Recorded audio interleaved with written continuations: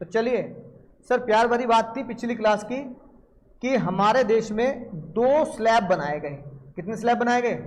2 slab rate बनाया गया। पहला ओल्ड टैक्स रिजाइम और दूसरा न्यू। पहले में क्या था? पहला पड़ाव 2.5, 5 और फिर मोर देन 10। रेट 0 से 2.5 तक, नील 5 तक, 5, 20 और 30। अब नए में क्या था? नए में 0 से 3, 7, 10, 12 और अबव 5। लेकिन पहाड़ा कौन सा पढ़ना था? 5 का। 5 बन जा 5,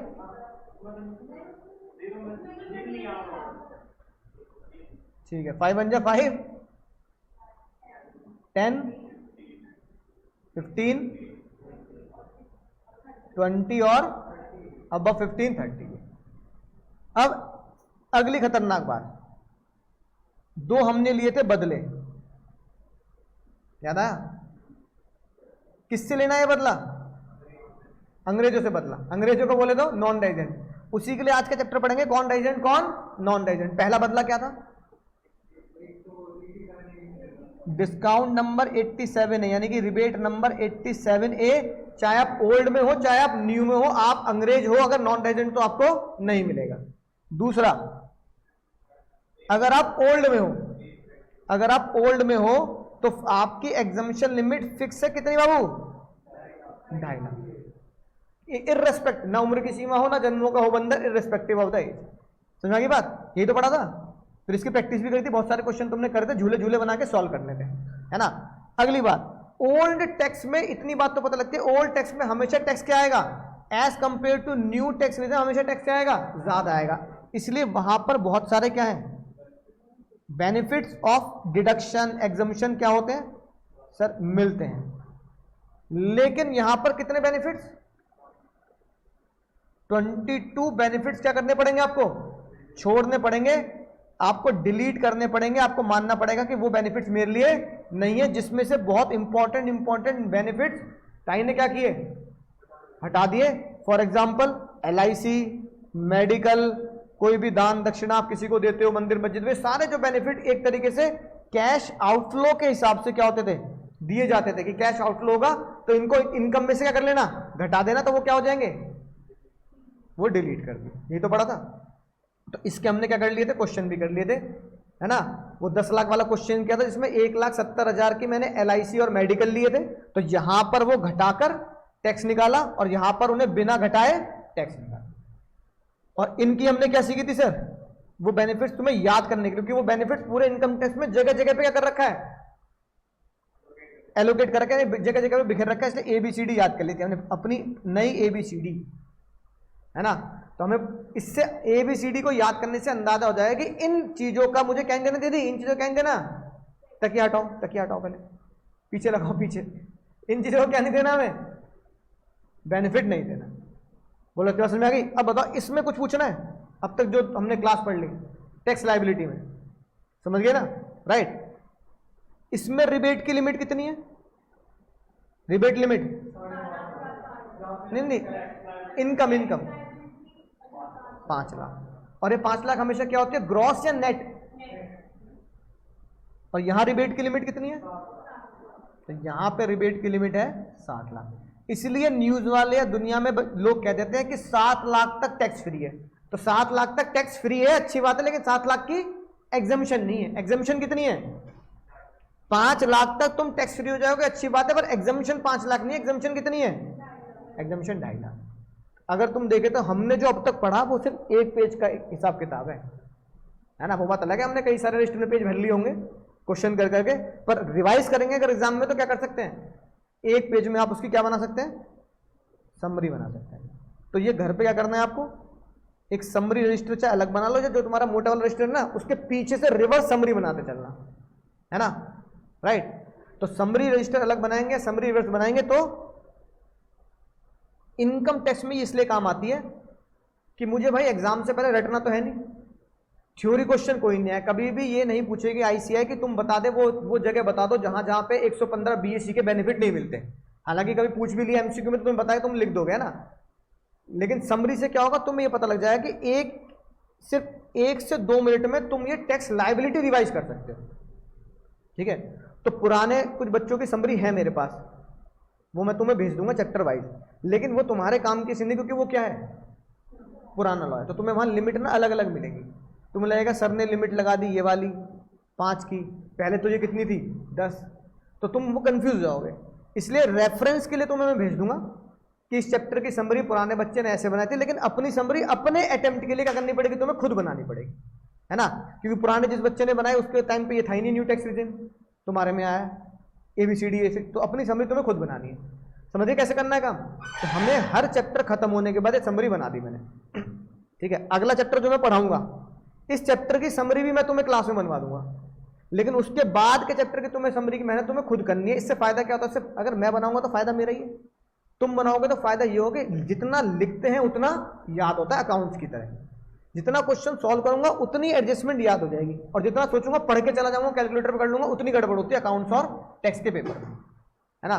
तो 2 चैप्टर की समरी मैं बनवाऊंगा, ये बनवा दी मैंने भी एक, आज जो पढ़ा रहा हूं इस चैप्टर की पूरी समरी मैं तुम्हें बना के दूंगा, यही बना लेंगे क्लास में, चाहे है ना 15-20 मिनट एक्स्ट्रा लग जाए। इसके बाद के चैप्टर की समरी तुम्हें क्या करनी है, मैं तुम्हें रेफरेंस समरी भेज दूंगा ग्रुप पर, ग्रुप बन जाएगा जब तक, मैं तुम्हें रेफरेंस समरी भेज दूंगा, तो उस रेफरेंस समरी को रेफर करके बना लेना कि हाँ भाई एक बड़ा चैप्टर जो 40-50 पेज का है, तो पुराने बच्चे ने उसको 4 पेज में बना दिया, सारे फॉर्मूले लिख दिए, प्रोसेस लिख दिया कैसे सॉल्व करना है। तो मुझे 40 पेज का चैप्टर 4 पेज में अगर निपटा दिया, तो फिर मुझे इतना पता होगा कि मैं एग्जाम में पूरा का पूरा टेक्स्ट क्या कर दूंगा, रिवाइज कर दूंगा, चाहे एक ही दिन की छुट्टी क्यों ना मिले। एक ही दिन की मिलती है ना, आज पेपर है तो परसों होगा पेपर, है ना। और टेक्स्ट में सबसे बड़ी गलती क्या होती है, घबराने वाली बात ये होती है कि पहले ग्रुप का 3rd पेपर होता है। कौन सा पेपर होता है, और ये मैं बात गारंटी से कह सकता हूं, अगर ये 3rd पेपर की जगह पर कौन सा होता तो सारे बच्चे टैक्स में पास हो जाते। अकाउंट्स में सभी बच्चों के पास होने का कारण भी ये क्या, पहला पेपर होता है, पहला पेपर होता है, जोश भी होता है, भाई सीए का पेपर है हमारा, सीए बन के रहेंगे, अब तो सीए फाइनल पहुंच जाएंगे, है ना। और जब पहले पेपर की तैयारी करते हो तो कम से कम मुझे इतना पता था बच्चा 4 या 5 दिन से क्या पढ़ रहा होता है। मान लो किसी का पेपर 15 तारीख को है तो 11 तारीख से वो अकाउंट से पढ़ रहा होगा, है ना। तो अगर पहला पेपर टैक्स होगा तो बच्चा क्या करेगा, 11 तारीख से टैक्स पढ़ेगा तो उसे पास हो जाता है।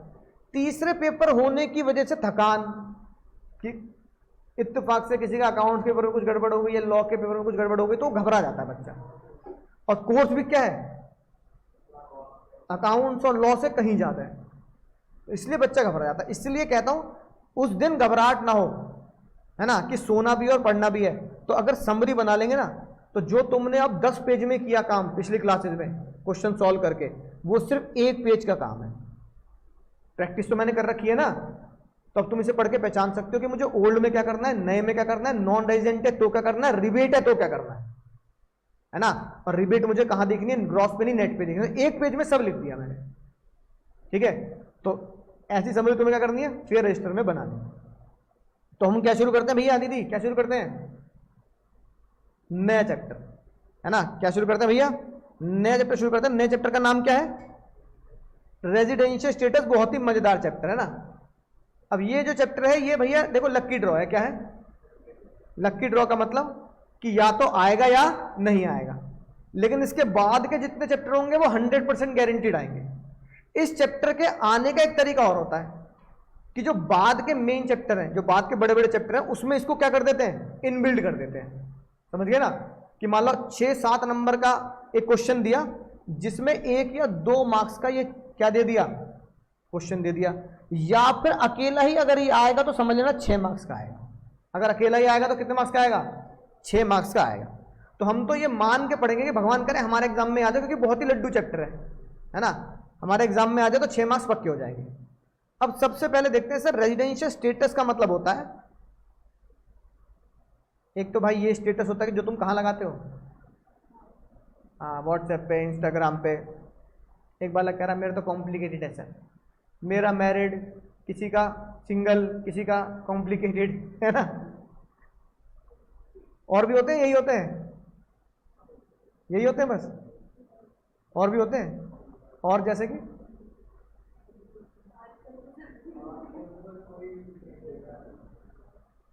नहीं, और भी कैसे हो सकते हैं?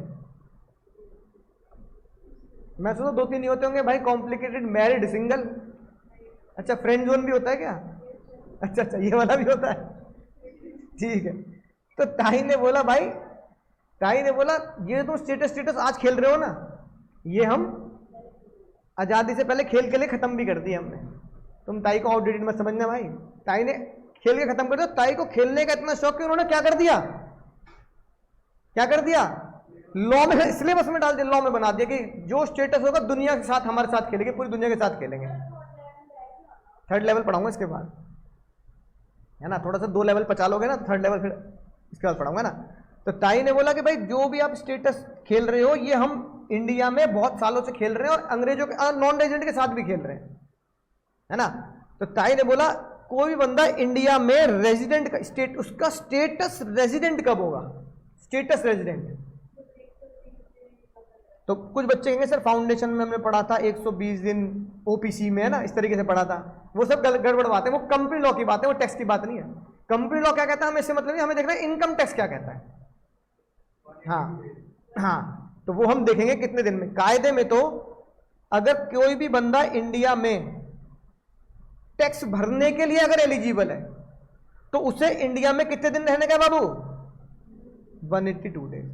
अगर कोई बंदा इंडिया में 182 डेज रह गया तो वो क्या माना जाएगा, इंडिया का रेजिडेंट माना जाएगा और उसको टैक्स देना पड़ेगा। जैसे बचपन में खेलते थे पोसंपा, भाई पोसंपा लाल किले में, है ना, खेला है बचपन में। अब तो जेल में आना पड़ेगा, जेल की रोटी खानी पड़ेगी। ताई ने यही खेल रखा है, ताई ने खेल रखा है 182 डेज अगर हो गए तो पोसंपा खेल लेंगे तेरे साथ। अब तो इंडिया में आना पड़ेगा, जेल की रोटी खानी पड़ेगी, जेल में टैक्स देना पड़ेगा। Even you are the citizen of any country in India. मंगल जादू भी आ जाए ना, धूप धूप करता हो मंगल ग्रह से, अगर वो भी इंडिया में कितने दिन रुक गया तो उसे इंडिया में क्या देना पड़ेगा, टैक्स देना पड़ेगा। समझ में आ गई बात? ये बड़ा लोचा। इसलिए मैंने तुम्हें बात बताई थी कि इंडिया में टैक्स देने का स्ट्रक्चर आपके इंडिया के सिटीजन होने से कोई लेना देना नहीं है। तुम्हारे आधार कार्ड से ताई को कोई मतलब नहीं है। ताई को पता किससे मतलब है, आईपीएल में आए लोग खेल रहे हैं उनसे मतलब है। ताई कह रही है बता तेरे पास आधार कार्ड है, मेरे पास भी आधार कार्ड है। एक बंदा मिचेल स्टार्क, पता है इस बार आईपीएल में कितने करोड़ में खेल, 25 करोड़, और कई मैच में तो खिलाया भी ना होगा उसे, आज इंजरी हो गई है, 25 करोड़। समझ में ना बात? ताई कह रही है तुम कितने कमा लोगे भाई, 25 करोड़ कमाने में यार हमारे माँ बाप की तो जिंदगी लग जाएगी, है ना, राइट, हो सकता है हमारी भी लग जाए, शायद आधी जिंदगी लग जाए। वो बेचारा तो नहीं कहेंगे, वो भाई साहब 1 महीने खेल रहे 25 करोड़। ताई कह रहे उनसे मतलब है, तुमसे मतलब नहीं है। उसके पास आधार कार्ड हो ना हो, उसे लपेटना ज्यादा जरूरी है, तुम्हें लपेटना जरूरी नहीं है। समझ में ना बात? तो ताई की नजर हम पे तो है ही है, साथ साथ जो इंडिया के बाहर के लोग हैं। अच्छा बताओ ताई क्या चाहेगी, इंडिया के बाहर के लोग टैक्स दें या ना दें? तो फिर तो वो चाहेगी पूरी दुनिया हमें टैक्स दे दे, है ना। फिर तो हमारे पड़ोसी देश भी कह रहा है पाकिस्तान तुम भी तो दो फिर हमें। जब तुम ये चाहते हो कि पूरी दुनिया इंडिया में टैक्स भर दे तो पाकिस्तान भी इंडिया में टैक्स भर दे, चाइना भी टैक्स भर दे, कनाडा भी भर दे, अमेरिका भी भर दे, जो बेचारे बहुत गरीब देश है ना अफ्रीका के, वो भी भर दें। तो तुम भी तो भरो दूसरे देशों में। मैंने कहा ये तो गड़बड़ होगी बात, हम तो यहाँ लेने, है ना, मेरा नाम है गोगा, मैं आया हूं तो कुछ लेके जाऊंगा, तुम्हारी बात है, तो ये देने की बात कैसे होगी? तो फिर इंटरनेशनल लेवल पे ये बोला गया ढंग के लॉ बनाओ, ढंग के। तो इंटरनेशनल लेवल पे थ्योरी चलती है, इंडिया के लेवल पे, इंटरनेशनल लेवल पे। उस थ्योरी को बोलते हैं नेक्सस थ्योरी। क्या बोलते हैं बाबू? Nexus theory. नेक्सस का मतलब होता है लिंक, टच। गाना गाते हुए टच करके कहां चल दी बच करके, है ना, टच करके, ठीक है। तो ताई ने बोला जो इंडिया को टच कर जाएगा, तो हम 2 तरह के लोग बनाते हैं। एक तो इंडियन, जो इंडिया में क्या होंगे, रेजिडेंट होंगे। उनका तो परमानेंट ही क्या है, उनका तो परमानेंट ही क्या है बाबू, उनका तो परमानेंट ही टच है, यानी परमानेंट नेक्सस है। और जिनका परमानेंट नेक्सस है तो उनका धर्म कर्म सब बनता है क्या, इंडिया में क्या भरना। उन्हें तो समझ में आनी चाहिए बात कि उनका जन्म हिंदुस्तान में क्यों हुआ है, टैक्स भरने के लिए हुआ। हमारा जन्म हिंदुस्तान में क्यों हुआ है, हमारा जन्म टैक्स भरने के लिए हुआ है। अब ताई कह रही है एक नॉन रेजिडेंट की बात करते हैं, नॉन रेजिडेंट है ना, मिचेल स्टार्क एक नॉन रेजिडेंट जो है ऑस्ट्रेलिया का, पर भाई इंडिया में आके 25 करोड़ रुपए ले लिए उनने, मजे ले लिए 25 करोड़। कौन सी टीम में हो? केकेआर, कोरबो जीत वो है ना, राइट। तो केकेआर में हो। केकेआर वाले भाई शाहरुख खान के पास पैसे बहुत है, क्या कर सकते हैं ना। केकेआर वाले कह रहे हैं 25 करोड़ ले तो हमारी टीम में खेल ले, बताओ। अब कह रहे हैं उससे कैसे वसूलूं टैक्स, तुमसे तो वसूल लिया, उससे कैसे वसूलूं, उसके पास तो आधार कार्ड भी नहीं है। तो ताई ने बोला उसका नेक्सस इंडिया में मैं जनरेट करूंगी अगर उसने अर्न इन इंडिया कर लिया। क्या कर लिया? तो ताई ने बोला एक नॉन रेजिडेंट इंडिया में कब टैक्स देगा? जब अर्न इन इंडिया होगा। अब अर्न इन इंडिया लिखने का मतलब यह है कि तुम किस देश के हो इससे हमें कोई मतलब नहीं, तुम्हारे पास आधार कार्ड है इससे कोई मतलब नहीं है, सिर्फ तुम्हें यह प्रूफ कर देना है, ताई तुम पे यह इल्जाम लगा देगी कि तुमने इंडिया में आकर पैसा कमाया। बताओ किसको लपेट लिया? पूरी दुनिया लपेट ली। ताई ने कहा ये नेक्सस थ्योरी हमारे इंडिया में तो तुम्हारे यहां भी है, तुम भी हमें लपेट लो। भारत का अगर कोई भी नागरिक या सिटीजन या भारत का कोई भी रहने वाला विदेश में जाके पैसे कमाए तो ये विदेशी लोगों को नेक्सस थ्योरी के हिसाब से ये राइट है कि वो हमसे क्या ले ले? टैक्स ले ले। भाई मैं कनाडा पहुंचा, मैंने वहां जाके पढ़ा दिया किसी यूनिवर्सिटी में, उन्होंने मुझे कुछ डॉलर दिए, तो उस कंट्री का नेक्सस थ्योरी के हिसाब से राइट है कि मुझसे क्या वसूल सकती है?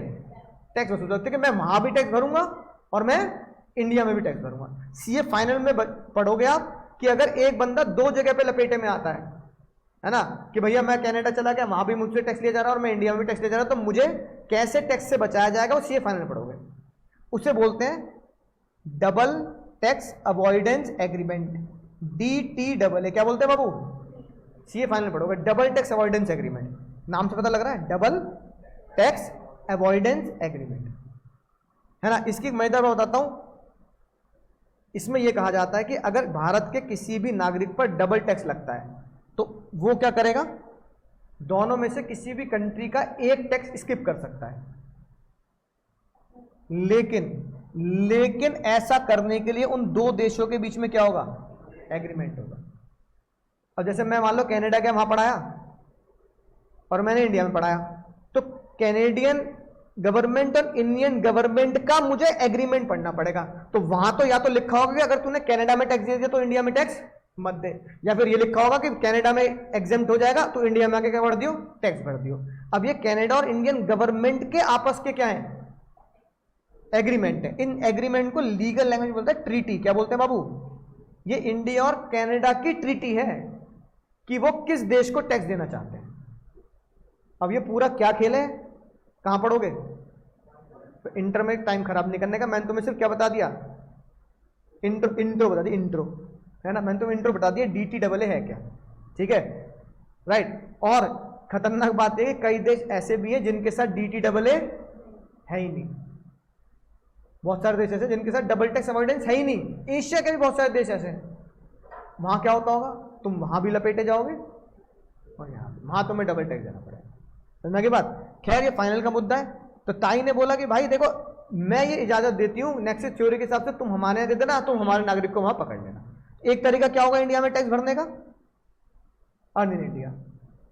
दूसरा तरीका, कोई भी एक नॉन रेजिडेंट इंडिया में टैक्स तब भरेगा अगर उसकी पहली रिसिप्ट, फर्स्ट रिसिप्ट कहां पे होगी बाबू? फर्स्ट रिसिप्ट उसने की हो इन इंडिया में, यानी कि सेकंड रिसिप्ट एग्जेम्प्ट है, फर्स्ट रिसिप्ट टैक्सेबल है। फर्स्ट रिसिप्ट क्या होती है? पहली कमाई, मतलब पहला पहला प्यार है, ये वाला गाना गाते हुए। तो पहली कमाई कैसे जानोगे? पहला प्यार तो तुमने जान लिया, पहली कमाई कैसे जानोगे? अरे बहुत सिंपल है भाई, बहुत सिंपल। नहीं, आपकी पहली कमाई हमेशा वही मानी जाएगी जब पैसा देने वाला आपके किस देश के खाते में पैसे डाल रहा है। अब समझाता हूं कैसे। अब मान लो मिचेल स्टार्क है, वो कह रहा भाई अब तो इतने करोड़ रुपए ले लिए, भाई इंडिया तो जाना पड़ेगा। इंडिया जाने से पहले 2 दिन पहले उसने एक मैच खेला ऑस्ट्रेलिया में। कहां खेला? ऑस्ट्रेलिया में मैच खेलने के बाद उसे ये कहा जा रहा है कि भाई पैसे तो ले ले अपने मैच खेलने के। वो कह रहा है ये पैसे मेरे इंडिया के खाते में डाल दो, क्योंकि जब ये लोग इंडिया में आते तो उनका क्या खुलता है? एक नॉन रेजिडेंट अकाउंट खुलता है हर बैंक में। है ना, पहले से खुलवा के रखते हैं, गवर्नमेंट वगैरह से पहले से इंतजाम करके रखती है ना कि भैया मेरा जो नॉन रेजिडेंट इंडिया में अकाउंट है ना, खाते में डाल दो, वहां तो जीरो बैलेंस है, वहां भी तो कुछ पैसे होने चाहिए, जरूरत पड़ जाए वहां भाई पैसे तो निकाल लेंगे वहां इंडियन करेंसी में। तो उसकी मैच फीस जिस पैसे देने वाले ने, कमाई को देने वाले ने काटी, वो कहां पे काटी? इंडिया में काटे। मान लो उसने लिखा पे टू म्यूचुअल स्टॉक और बैंक में लिख दिया एसबीआई। क्या लिख दिया? तू जानता है इसका बैंक कौन है? एसबीआई, है ना, धोनी की तरह है ना, एसबीआई लिख दिया। अब वो पैसे का पहला क्रेडिट कहां होगा? इंडिया में। तो वो म्यूचुअल स्टॉक की क्या हो गई? First receipt India. इससे प्रैक्टिकली हर कोई बंदा बच जाता है। अरे अब तुम म्यूचुअल स्टॉक को सलाह दोगे तो क्या दोगे? क्या कहोगे? भाई तेरी बुद्धि खराब है, तुम इंडिया के नाम पे कुछ चेक बनवा रहा है, नॉन रेजिडेंट ऑफ इंडिया। अबे ये क्यों चेक बनवा रहा है तू? अजीब आदमी है। आजकल तो इलेक्ट्रॉनिक जमाना है। पहले तो किसे खाते में डाल? पहले तो अपने ऑस्ट्रेलियन अकाउंट में डाल, फिर ऑस्ट्रेलियन अकाउंट से कहां पे डाल? इंडियन खाते में। अब जब इंडियन खाते में इनकम आएगी तो फर्स्ट रिसिप्ट कहला जाएगी सेकंड इज एग्जेम्प्ट। समझ ना बात? सारे ऐसे करते हैं। तो ये तो ओपन टैक्स प्लानिंग है, बिल्कुल क्या है? Open tax planning.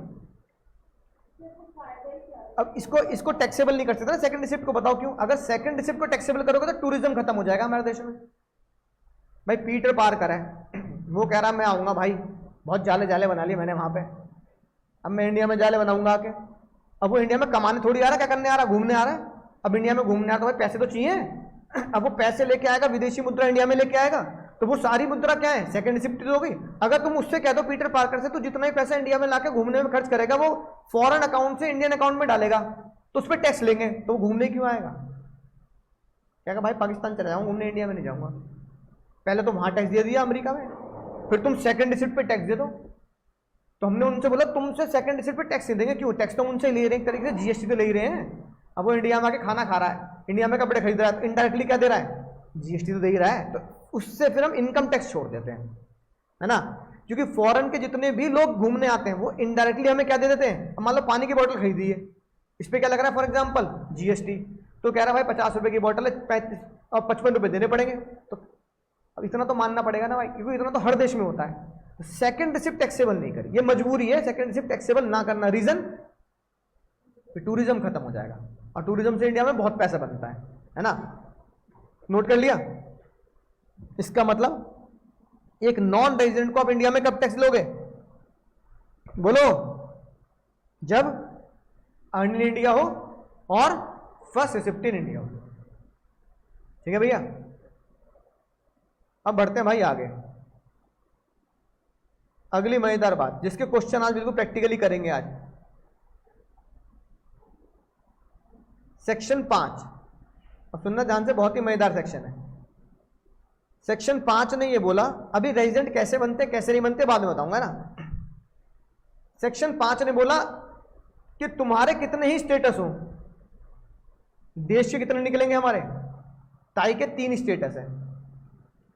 ताई ने बोला पहला स्टेटस ये है, या तुम होंगे रेजिडेंट, उसमें सुनना क्या बोल रहा हूं, क्या तुम क्या होंगे?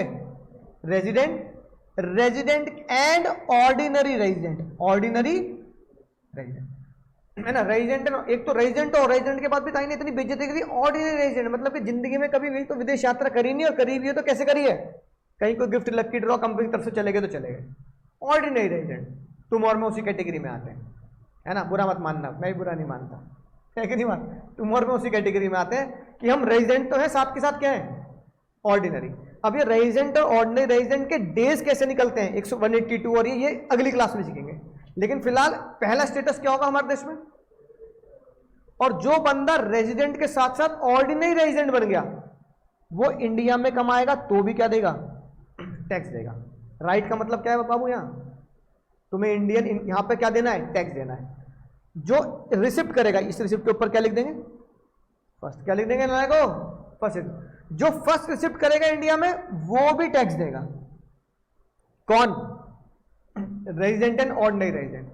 और सबसे खतरनाक बात, जो रेजिडेंट और ऑर्डिनरी रेजिडेंट के साथ दुख भरी कहानी है कि एक आरओआर विदेश में जाके कमाएगा और विदेश में भी प्राप्त करेगा, वहीं कमाया वहीं प्राप्त किया, तो भी उसका टैक्स तुम्हें इंडिया में देना पड़ेगा, क्योंकि तुम कौन हो? ऑर्डिनरी। छोटे लोग, ऑर्डिनरी लोग, आम आदमी, इसे हम क्या बोलते हैं? Mango people. ये बिल्कुल कौन है बेचारा? आम आदमी, मैंगो पीपल है, बिल्कुल मैंगो पीपल। हाँ देगा, वहां भी देगा, DTAA होगा तो बच जाएगा शायद, है ना, राइट। वो वहां भी देगा और यहां भी देगा। नहीं, वो पता लगेगा ना कि उनके साथ इंडिया वाला है वहां वाला, ये फाइनल में पढ़ेंगे ना। हमें तो यहाँ ये लिख दिया कि तुझे क्या देना है, इंडिया में टैक्स देना है। हम तो ये मानते हैं, इंडिया वाले कह रहे हैं भैया हमारा नागरिक है, हम ही लेंगे टैक्स, इंडिया में टैक्स देना है। तो earn and receive outside India भी क्या होगा? टैक्स दो, क्योंकि तुम क्या हो। तो एक तरीके से भाई ये जो ROR है ना, इसके ऊपर तो लिख सकते हैं ये बेचारा मंगल ग्रह पे भी पैसे कमा लेना, अगर चांद पर भी पैसा कमा ले तो क्या होगा? धरती पे उतरते क्या देना पड़ेगा? इंडिया में टैक्स भरना पड़ेगा। तू चाहे विदेश में जाके छोड़, तू मंगल ग्रह पे जाके पैसे कमा ला, तो भी तुम्हें इंडिया में क्या देना पड़ेगा? टैक्स देना पड़ेगा। तो बहुत दुख की बात है भाई। और दुख की बात यह कि ये ROR तुम भी हो और ROR मैं भी हूं, है ना। अगली क्लास में पता लग जाएगा तुम और मैं ROR क्यों है। अब आते एक नॉन रेजिडेंट पर। एक ऐसा बंदा जो इंडिया में 182 डेज नहीं रुकता, है ना। IPL में प्लेयर खेलने आया, वो कह रहा मैं तो इंडिया में 45 दिन रुका बस। अब मैं इंडिया में 45 दिन रुका, इसका मतलब मैं इंडिया में 182 डेज नहीं रुका, तो मैं किस कैटेगरी में आ गया? NR। सुनना ध्यान से, नेक्सस थ्योरी के हिसाब से अर्न इन इंडिया टैक्स भरेगा नहीं भरेगा? नेक्सस थ्योरी के हिसाब से first receipt in India tax भरेगा नहीं भरेगा? भरेगा। अब नेक्सस थ्योरी के हिसाब से या तुम्हारे भी दिमाग के हिसाब से बताओ, घुटनों पे थोड़ा जोर दो, earn and received outside India. Australian player earn in outside, earn in Australia, received in Australia, और यहां से चिल्ला रहे हैं हम दूर से, भैया टैक्स तो दे दे भाई, दे देगा वो टैक्स। तो वो पता क्या बोलेगा? तू भर हमारे यहां, तू भर हमारे यहां, earn in India, receive in India, भर ऑस्ट्रेलिया में टैक्स। हम इंडिया में टैक्स चोरी करने में लग रहे हैं, हमें यहां भारी पड़ रहा है टैक्स देना। तो वो विदेशी लोग यहां पे क्यों टैक्स देंगे? तो ताई की मजबूरी है कि ताई ने क्या बोला, एक ऐसा बंदा जो ऑस्ट्रेलिया में रहता है, ऑस्ट्रेलिया में कमाता है, और वो इंडिया में 182 दिन नहीं रुका, तो हम उससे टैक्स क्यों कैसे ले लेंगे भाई, है ना। ऑस्ट्रेलिया तो दूर होगा, पड़ोसी तो पूछ लो भाई अपने, बांग्लादेश, है ना, ये रहा बगल में, पाकिस्तान, चाइना, भूटान, नेपाल, इनसे टैक्स लो क्या? समझ में आई ना बात? Earn in China, receive in China, earn in Bangladesh, receive in Bangladesh, और हम यहां से चिल्लाए कह रहे हैं टैक्स दे, चाहे हम बॉर्डर पे खड़े हो, नेपाल बॉर्डर, नेपाल तो चलो लड़ाई झगड़ा नहीं होता नेपाल से, है ना, नेपाल बॉर्डर ये रहा, तुम यहां करे ओ भाई टैक्स भर दियो, दे देगा वो? नहीं ना, सिंपल सी बात। तो विदेशी लोगों पर हमारा कोई भी, है ना, लॉ नहीं चलता, इसलिए यहां कांटा लगाना जरूरी है। अब बच्चा बेचारा आसमान से टपका, खजूर में अटका, रेजिडेंट तो है बट ऑर्डिनरी नहीं है, रेजिडेंट तो है पर ऑर्डिनरी नहीं है, यानी इसका मतलब विदेश यात्राएं करता रहता है ना। यानी कुछ लोग जैसे फिल्म स्टार, क्रिकेटर, कुछ लोग ऐसे होते हैं जो इंडिया के रेजिडेंट होते हैं पर क्या नहीं बन पाते? ऑर्डिनरी नहीं बन पाते।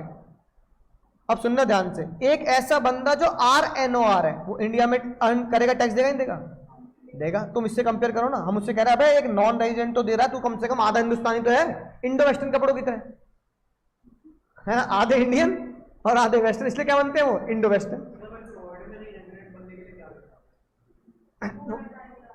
वो कल बताऊंगा, डेज कैलकुलेट करने हैं, है ना। जैसे मैंने बताया रेजिडेंट बनने के लिए कितने डेज होते हैं? 182। ऐसी ऑर्डिनरी बनने के लिए कितने दिन होंगे इंडिया में? वो कल पता लगे, सस्पेंस, ये सस्पेंस रखते हैं ना। रिसीव इन इंडिया भरेगा। अब बेचारा यहां फंस गया, कह रहा भाई मैंने अर्न भी किया दुबई में, रिसीव भी किया दुबई में, मैं ROR होता तो टैक्स भर देता, मैं NR होता तो टैक्स नहीं भरता, अब मैं आसमान से टपका, खजूर में अटका, मैं बीच में लटका हूं। अब बताओ क्या करें? अगर कांटा लगा दे तो किसके बराबर हो गया फिर वो? दीदी सुनो इधर, तकिए पीछे रखो पहले अपना, तकिए पीछे रखो, है ना। बताओ, सुनो ध्यान से, अगर कांटा लगा दे तो किसके बराबर हो गया? नॉन रेजिडेंट के बराबर। तो नॉन रेजिडेंट के बराबर हो गया तो फिर तो ये कैटेगरी दोनों मर्ज हो जाएंगे, क्योंकि यहां भी राइट है, यहां भी राइट है, यहां कांटा लगा तो बराबर नहीं हो गया। तो फिर NOR और NR में कोई दिक्कत ही नहीं रही, ताई ने कहा यार ये भी गड़बड़ है। फिर वो कह रहे लगाओ राइट, अगर राइट लगा दो तो ये दोनों बराबर हो गए, फिर ROR और NOR में कोई गड़बड़ नहीं रही, डिफरेंस ही रहा। ताई खोपड़ी गुजाई, ताई कह रही यार ये भी गड़बड़ है यार, कैटेगरी तो बना दी 3, लेकिन आखिरी वाले में लोचा फंस गया। अब ताई ने अपनी इज्जत बचाने के लिए पता क्या बोला, ताई ने बोला नहीं, ताई ने बोला राइट लगाऊंगी। क्या लगाऊंगी? राइट। राइट लगाने का पहला कारण ये है कि तू क्या है, तू है तो रेजिडेंट, और रेजिडेंट है तो तेरा इतना तो राइट बन, तेरा इतना की ड्यूटी बनती है, जिम्मेदारी बनती है इंडिया में टैक्स भर दे। लेकिन तू रेजिडेंट होते हुए क्या नहीं है, ऑर्डिनरी नहीं है, तो इसको तेरे को छोटी सी बेनिफिट दे देती हूं। क्या? तू विदेशी इनकम पर टैक्स देगा अगर, राइट लगेगा अगर जिस इनकम पर टैक्स दे रहा है उसका हेड ऑफिस कहां हो? इंडिया में। हेड ऑफिस समझते हो ना, यानी कि इनडायरेक्टली उसका कंट्रोल कहां है? इंडिया में। तो उसका हेड ऑफिस कंट्रोल कहां पे होना चाहिए सर? इंडिया में होना चाहिए। या उसका क्या वर्ड लिखा हो, सेटअप कहां पे है? सेटअप इंडिया में। समझ में आई बात? अगर कोई बंदा मनी टू डेज रह गया, हाँ फिर तो रेजिडेंट हो ही गया। वो चेक करेंगे ना, कल चेक करेंगे।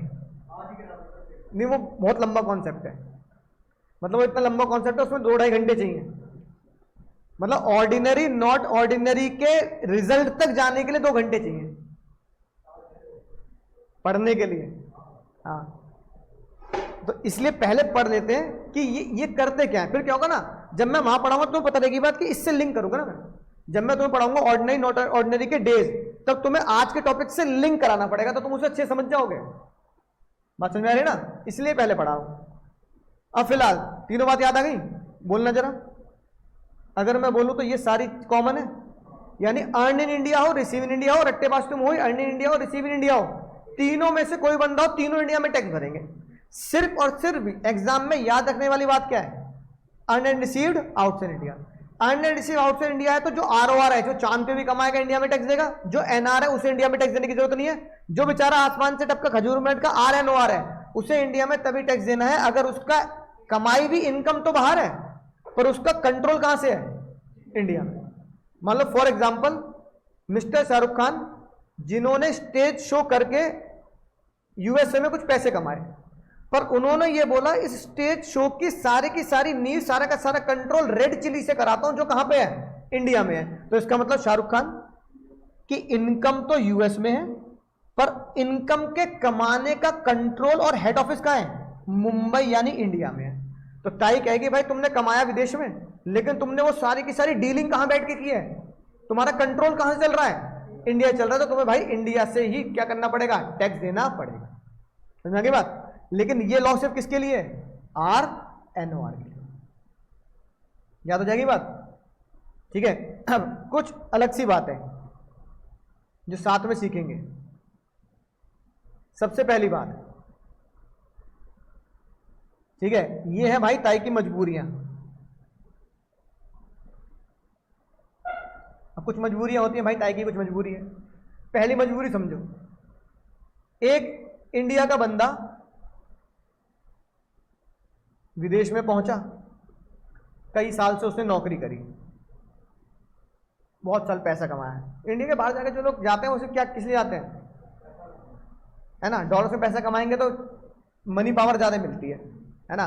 कि मान लो किसी बंदे की अगर वहां नौकरी भी लग रही है $5000, तो इंडिया में कंपेयर करो, है ना, 5000 × 80 4 लाख रुपए महीना कमा लेता है। तो वहां पे $5000 इतने ज्यादा नहीं है, लेकिन इंडियन करेंसी के हिसाब से क्या देखोगे तो 4 लाख रुपए महीना, है ना। अब उसने पूरी जिंदगी भर कई साल वहां पे पैसा कमाया, फिर उसने गाना सुना, कौन सा? घर आजा परदेसी तेरा देश बुलाए।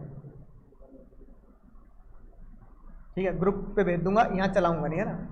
कभी सर चला दो यूट्यूब पे। कौन सा गाना सुना? तुमने सुना है नहीं सुना? DDLJ वाला। ठीक है, घर आजा परदेसी तेरा, भैया घर आजा परदेसी तेरा देश बुलाए रे। अब दिल पे लगी बात, जब दिल पे लगी बात गाना सुन के घर आजा परदेसी तेरा देश बुलाए रे, तो भैया उसने सोचा कि अब परमानेंट ही देश चला जाऊंगा, बुढ़ापे में आ चुका हूं, अस्थियां कहां बहानी है? हाँ, गंगा में बहानी है। ठीक है, London bridge is falling down, तो लंदन ब्रिज के नीचे जो नदी है, कौन सी नदी है मुझे नहीं पता ना, हाँ हेम्स, कोई बात है ना, तो हेम्स नदी में नहीं बहानी, कहाँ बहानी है, गंगा में बहानी। अब वो कहने लगा कि इंडिया में आ रहा हूं। इंडिया में आने के बाद उसने मान लो 50 करोड़ रुपए क्या कर लिया वहां, सेव कर, इंडियन करेंसी के हिसाब से।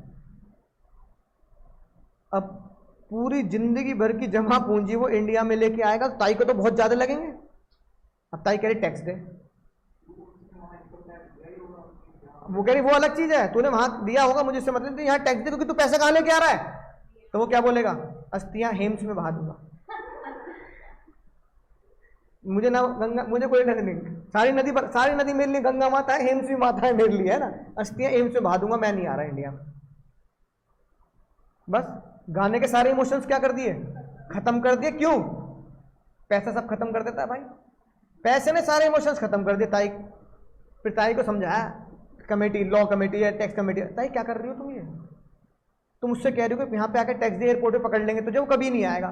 ये 50 करोड़, कल को 100 करोड़, 200 करोड़, जितने भी लोग विदेश में हैं जिनका हृदय परिवर्तन हो गया, वो इंडिया में आना चाह रहे हैं, तुम उनको इंडिया में मत आने देना।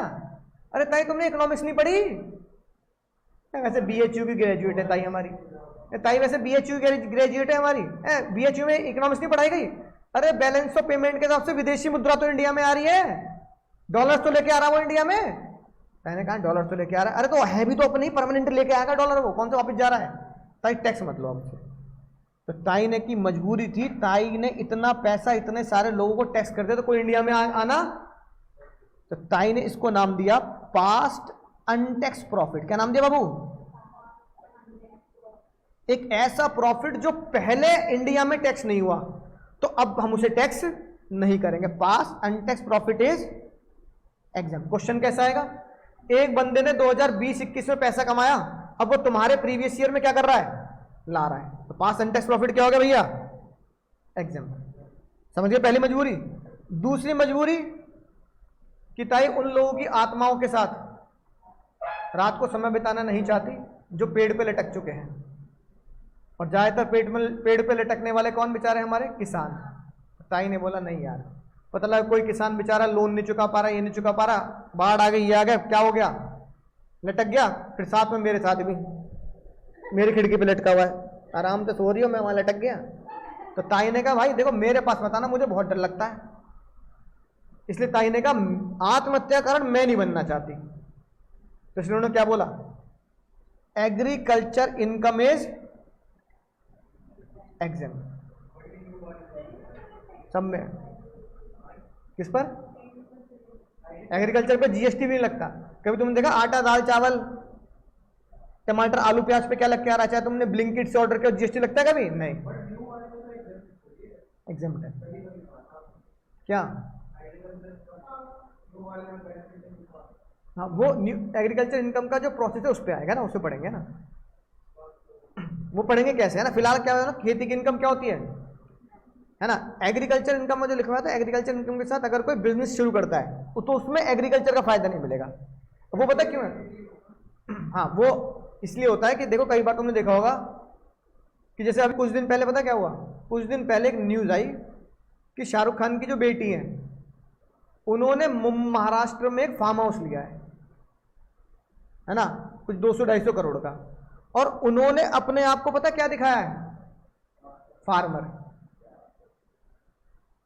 करती होगी खेती, वो खेती कर लेगी वो, है ना। ऐसी अमिताभ बच्चन का भी फार्म हाउस, शाहरुख खान का भी, सलमान खान का भी, सबके फार्म हाउस है। तो ये फार्म हाउस बनाते क्यों है, और टैक्स पता कैसे बचाया जाता है, जब मैं खुद को क्या दिखा दूं, फार्मर यानी कि किसान दिखा दूं।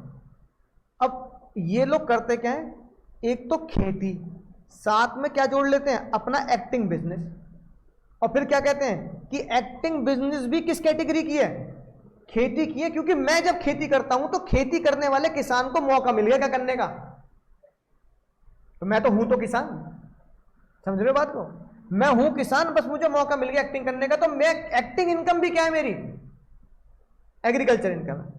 तो ताई ने बोला वो बेनिफिट नहीं मिलेंगे, है ना, वो बेनिफिट नहीं मिलेंगे। तो एग्रीकल्चर इनकम सिर्फ प्योर एग्रीकल्चर इनकम जो होती है, कौन सी इनकम बाबू? प्योर एग्रीकल्चर इनकम मतलब जो सच में किसान है, जिसके साथ सिर्फ एग्रीकल्चर की इनकम है, बिजनेस की इनकम नहीं होगी, है ना, तो वो कौन होगा?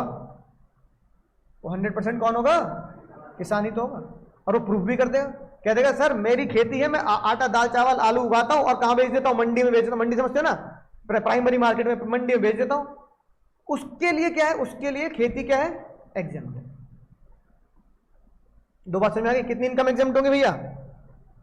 बोलो जल्दी। दो।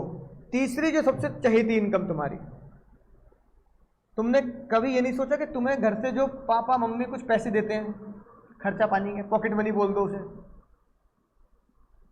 है ना, क्या उस पर टैक्स लगेगा? नहीं लगेगा?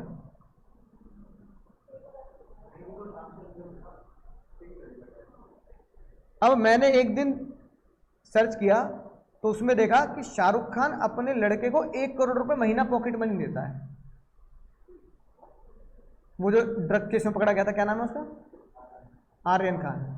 क्योंकि जब ये न्यूज आती थी, मतलब जब ये थी ना, जब वो ड्रग केस में पकड़ा गया था, फिर छूट गया बाद में, तब ये न्यूज आती थी कि भाई इन बच्चों के पास ड्रग्स के पैसे कैसे आते हैं, कि मतलब करोड़ों करोड़ रुपए की। तब वो न्यूज में क्या हुआ था, फिर तो न्यूज बनती है ना, तो वो न्यूज में फ्लैश हुआ कि शाहरुख खान अपने लड़के को अगर 1 करोड़ रुपए महीना पॉकेट मनी दे रहा है, सिर्फ पॉकेट मनी, खर्चा पानी, तो 1 करोड़ में तो भाई ड्रग्स बच्चा खरीद ही लेगा, है ना। हमारे घर वाले थोड़ी 1000 रुपए ले ले, 1000 रुपए ड्रग्स आ रही, भांग मिलेगी 1000 रुपए में, तो है कि नहीं बात, राइट? ड्रग्स थोड़ी मिल रही है हाई लेवल की, वीड्स, है ना, टेक्निकल भाषा में मैरिजुआना, है ना, टेक्निकल भाषा, ये थोड़ी मिल रही है भाई हमें। तो अब वो इतना अमीर आदमी भाई, उसकी पॉकेट मनी है। अब मुद्दा ये आ रहा है कि जब भाई तुम्हें पता है 1 करोड़ रुपए शाहरुख खान पॉकेट मनी दे रहा है अपने लड़के को, तो टैक्स क्यों नहीं लेती?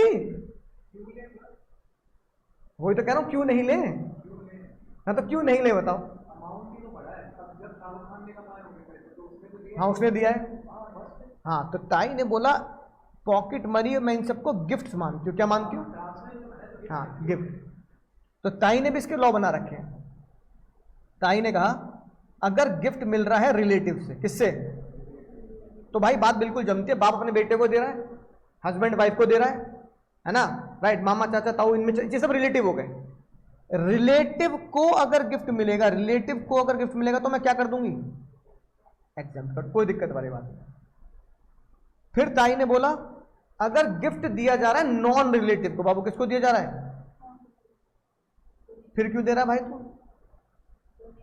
मान लो मेरा बर्थडे हुआ, है ना, अब तुमने कहा सर आपका बर्थडे 21 का लिफाफा तो आपको बनता है, ठीक है, अब ये भी सब 21 के लिफाफे लिया है। अब ये बताओ तो तुम मेरे रिलेटिव है नॉन रिलेटिव है? सीरियस लेना इस बात को, है ना, रिलेटिव है नॉन रिलेटिव है?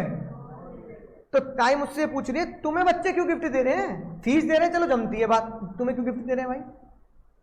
मैंने कहा बर्थडे दे रहे हैं बच्चे गिफ्ट। ताई ने कहा ये कोई बात है, टैक्स लूंगी। क्या लूंगी?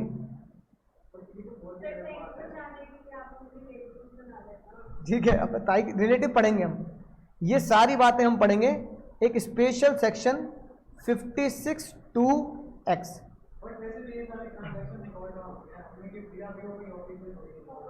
नहीं तो यार मैं मान रहा हूं तुमने ऑनलाइन दे दिया, मेरे कहने का मतलब होगा टैक्स में लिफाफे का मतलब हमेशा क्या होगा? Online recorded. नहीं तो सीए पूछेगा रिटर्न भरते टाइम पे, पूछते हैं मुझसे भी।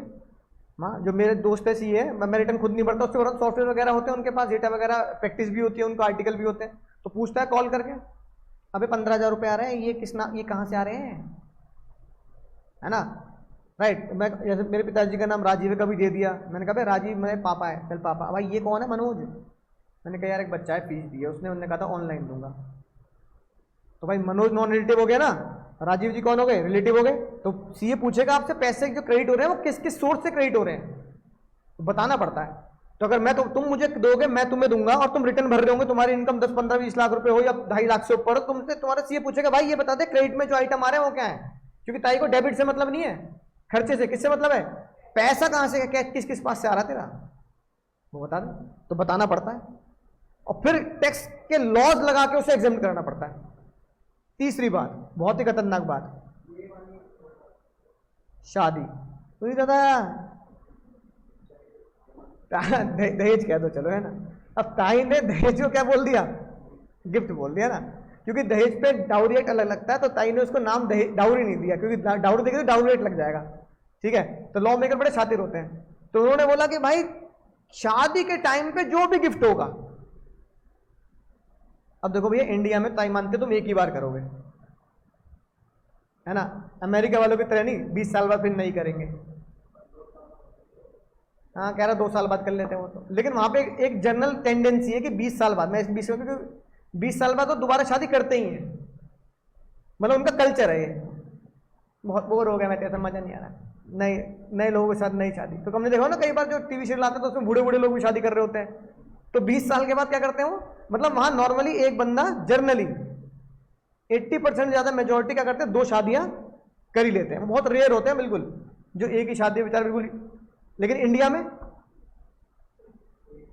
में तो पड़ोस वाली अम्मा मार लेगी हमें, दूसरी शादी करवाऊं तुझे है, अरे बेटा झगड़े तो होते रहते घर परिवार में, है कि नहीं बात। तो ताई इंडिया में मानती कि जीवन में बच्चा कितनी शादी करेगा, एक करेगा। और इंडिया में तो ताई ये मानती कि जिस दिन शादी करो तो उस दिन क्या मान लेते हैं, 7 जन्मों की पहली तारीख है, धड़क पिक्चर का गाना था, है ना, कि 7 जन्मों की पहली तारीख हो गई। तो ताई ने बोला मेरी तरफ से सभी इंडिया के भारतवासियों को शादी का तोहफा। अब शादी के तोहफे में ताई खुद नहीं आएगी लिफाफे लेके, उन्होंने लॉ में लिख दिया शादी के टाइम पर कितना भी, मतलब लिमिट नहीं है, कितना भी करोड़ों अरबों रुपए लो और किसी से भी। और इसमें चक्कर में मजे आ गए किसके,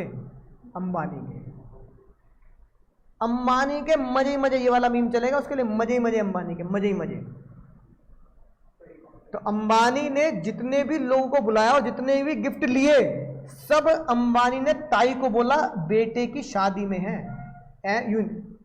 भाई मार्क जुकरबर्ग फेसबुक ने उसको 300 करोड़ का है वो दे दिया, पर्सनल जेट 300 करोड़ का, मतलब सबसे हाईएस्ट गिफ्ट वही था, मतलब जो न्यूज में आ रहा था कि 300 करोड़ का फेसबुक के मालिक ने क्या दिया है, गिफ्ट दिया है, पर्सनल प्लेन दिया, जेट जो भी है ना, पर्सनल एयरक्राफ्ट दे दिया उसको अंबानी को 300 करोड़ का।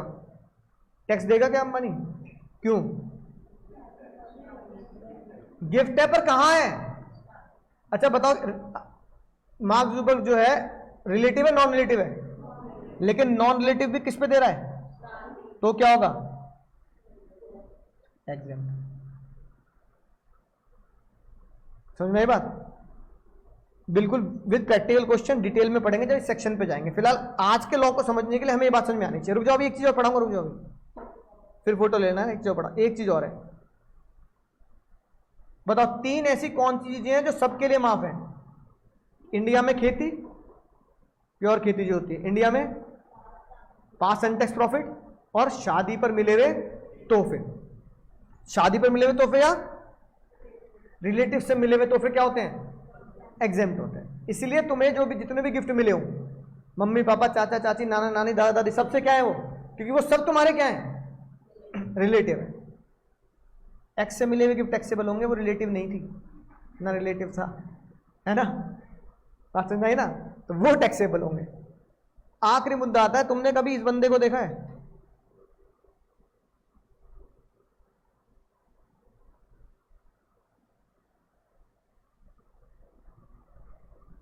तुमने सबने देखा होगा वैसे था ना, हालांकि मैंने तो पूरी पिक्चर देखी नहीं कभी।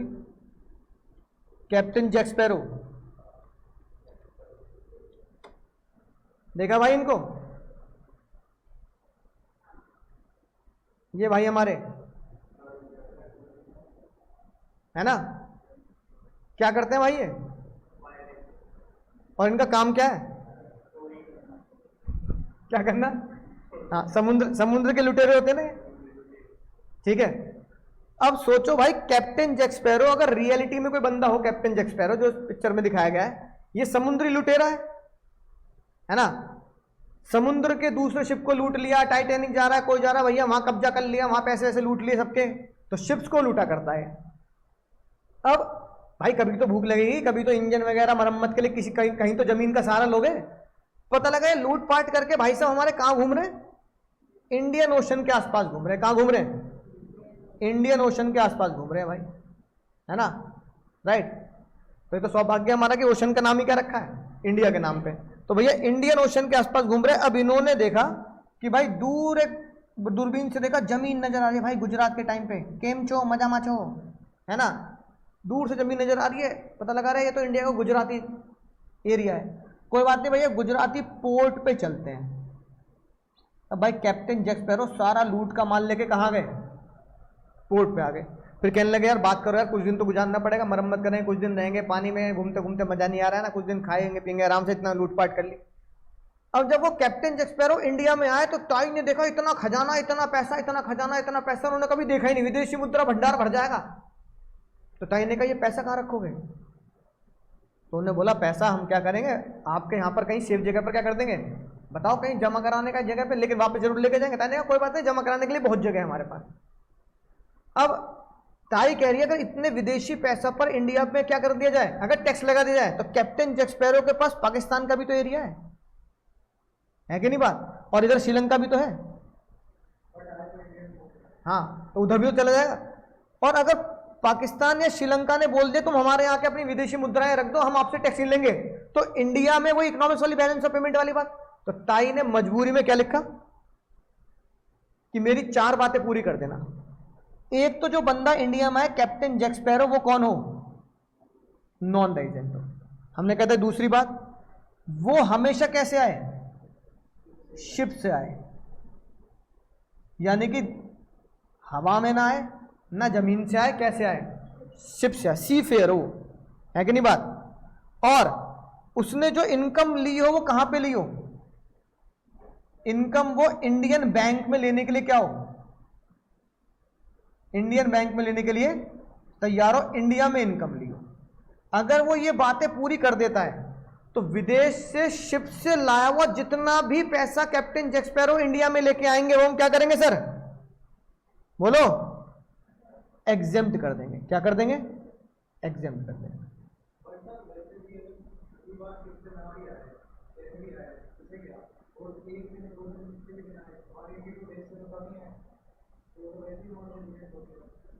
नहीं तो नॉन रेजिडेंट तो earn in India first receipt पे टैक्स देगा, नहीं पहली बार लाता हूं, इसे फर्स्ट रिसिप्ट मानेंगे ना, इसे फर्स्ट रिसिप्ट लिख लो। हाँ, तो ये ताई की 4 मजबूरी हैं, जिसमें ताई ने क्या बोला कि सभी के लिए क्या होगी, इनकम एग्जेम्प्ट होगी। थोड़ा सा जूम कर दूं और अगर फ्रेम में आता है तो, हाँ चलो फ्रेम में आ रहा है ना। इसी से तुम्हारे सारे क्वेश्चन सॉल्व हो जाएंगे। पढ़ के देखें भाई, देखो क्या लिखी है बात, बताना। पास अनटैक्स प्रॉफिट है ना, जैसे हमारे देश में डायलॉग चलता है ना, दोस्तों बताना जरा, रात गई, बस ताई ने बोला चल भाई कोई बात नहीं, रात गई बात गई, गड़े मुर्दे नहीं उखाड़ेंगे, रात गई बात गई मतलब साल गया बात गई, तो उससे टैक्स नहीं लेंगे। तो पास अनटैक्स प्रॉफिट तीनों में से कोई भी ला एग्जाम। खेती इंडिया में तीनों में से कोई भी कर रहा है बाबू एग्जाम। ये रहा captain Jack Sparrow. Captain Jack Sparrow एक तो क्रू मेंबर हो, यानी कि शिप का है ना मेंबर कह दो, वो इंडिया में नॉन रेजिडेंट हो, उसकी जो इनकम है वो कहां की हो, अब्रॉड की हो, और वो फर्स्ट रिसिप्ट कहां कर रहा हो, डायरेक्टली इन बैंक अकाउंट। तो कैप्टन जैक स्पैरो की फर्स्ट रिसिप्ट भी क्या कर देंगे, एग्जाम कर देंगे। तो जर्नली हम ये कहते हैं कि first receipt is taxable, but अगर first receipt captain Jack Sparrow की तो क्या होगी, बोलो भैया, एग्जाम होगी।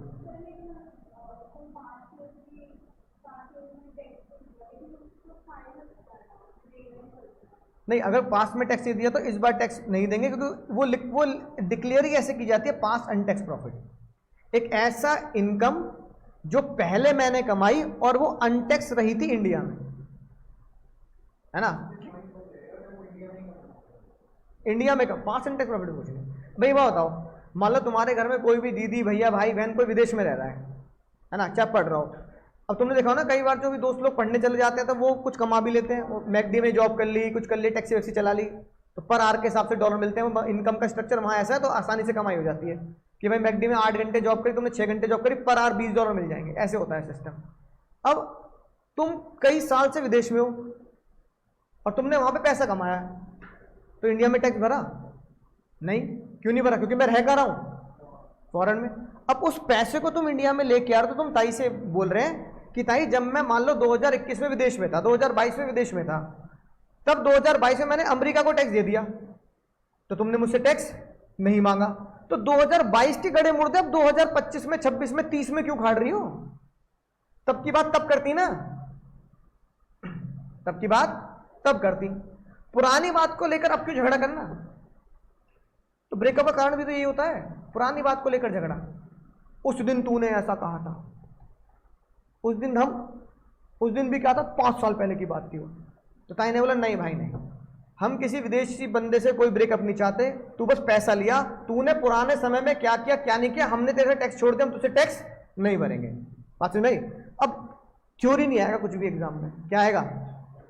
एक मैं कराता हूं, एक तुम करना, और फिर सेम क्वेश्चन आईसीआई किताब में मिलेंगे, वो तुम्हें होमवर्क में करने हैं। कल छुट्टी भी है तो कर सकते हैं। पहला क्वेश्चन मैं कराता हूं अपनी किताब का। अब देखो बाबू लोग सुनना ध्यान से, 26 क्वेश्चन, पहले हल्का क्वेश्चन, और ये 27 क्वेश्चन जो तुम्हारा आईसीआई का मतलब तुम्हारा एग्जाम का क्वेश्चन है ना। 3-4 अटेम्प्ट पहले आया था, 2020 या 21-22 में आया था ये, है ना।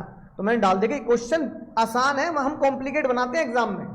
ओबे यार इतना बड़ा क्वेश्चन भैया, इतने टाइम में तो पेपर ही पूरा नहीं कर पाऊंगा, 3 घंटे लग जाएंगे इसी में। ठीक है, करें सॉल्व। अब सुनना ध्यान से, क्वेश्चन कैसे बनेगा? क्वेश्चन ऐसे बनेगा, भाई हप्पू सिंह है, उन्होंने ये सारी इनकम कमाई इंडिया और इंडिया के बाहर। तो क्वेश्चन तुमसे कह रहा है एक तीर से 3 शिकार। मिस्टर हप्पू सिंह की इनकम कैलकुलेट करो अगर वो ROR है, उनकी इनकम कैलकुलेट करो अगर वो RNOR है, और उनकी इनकम कैलकुलेट करो अगर वो NR है, एज पर सेक्शन 5। ठीक है, अब एग्जाम में फॉर्मेट कैसे बनाना है? ऐसे बनाना जैसे मैंने तुम्हें नोट्स में बना के दे रखा है। अब ये बताओ, अगर कोई बंदा ROR है तो इसके ऊपर ही एग्जाम में रफ पेंसिल से लिख लेना, चाहे या वर्किंग नोट में लिख लेना। 3 ही कैटेगरी है, कौन कौन सी? अर्न इन इंडिया, दूसरी कैटेगरी, और तीसरी category earn plus received outside India. Right right right right right right, अगर एचओ या कंट्रोल इंडिया में है, शाहरुख खान की तरह, राइट राइट और रॉन्ग। 3 बातें तो मुझे याद हो गई। अगली 4 बात जो अलग से पड़ी, बहुत ही मजेदार, गड़े मुर्दे नहीं उखाड़ने, कैप्टन जैक स्पैरो माफ, गिफ्ट माफ और खेती माफ। तो गड़े मुर्दे नहीं उखाड़ने, कैप्टन जैक स्पैरो माफ है, गिफ्ट माफ है और खेती माफ है, ये मुझे पता है ना। हमने ये अलग अलग जगह पर पढ़ रखा था, इसलिए वहां से हमने उसको मैंने क्या किया, यहाँ पे तुम्हें सिखा दी बात, क्योंकि यहां क्वेश्चन में काम आएगा। अब पहली ट्रांजैक्शन क्या करी हप्पू सिंह ने, देखो, dividend from foreign company receive in India. एक बात ध्यान रखना, जब भी ये वाला क्वेश्चन सॉल्व करेंगे सेक्शन 5 का,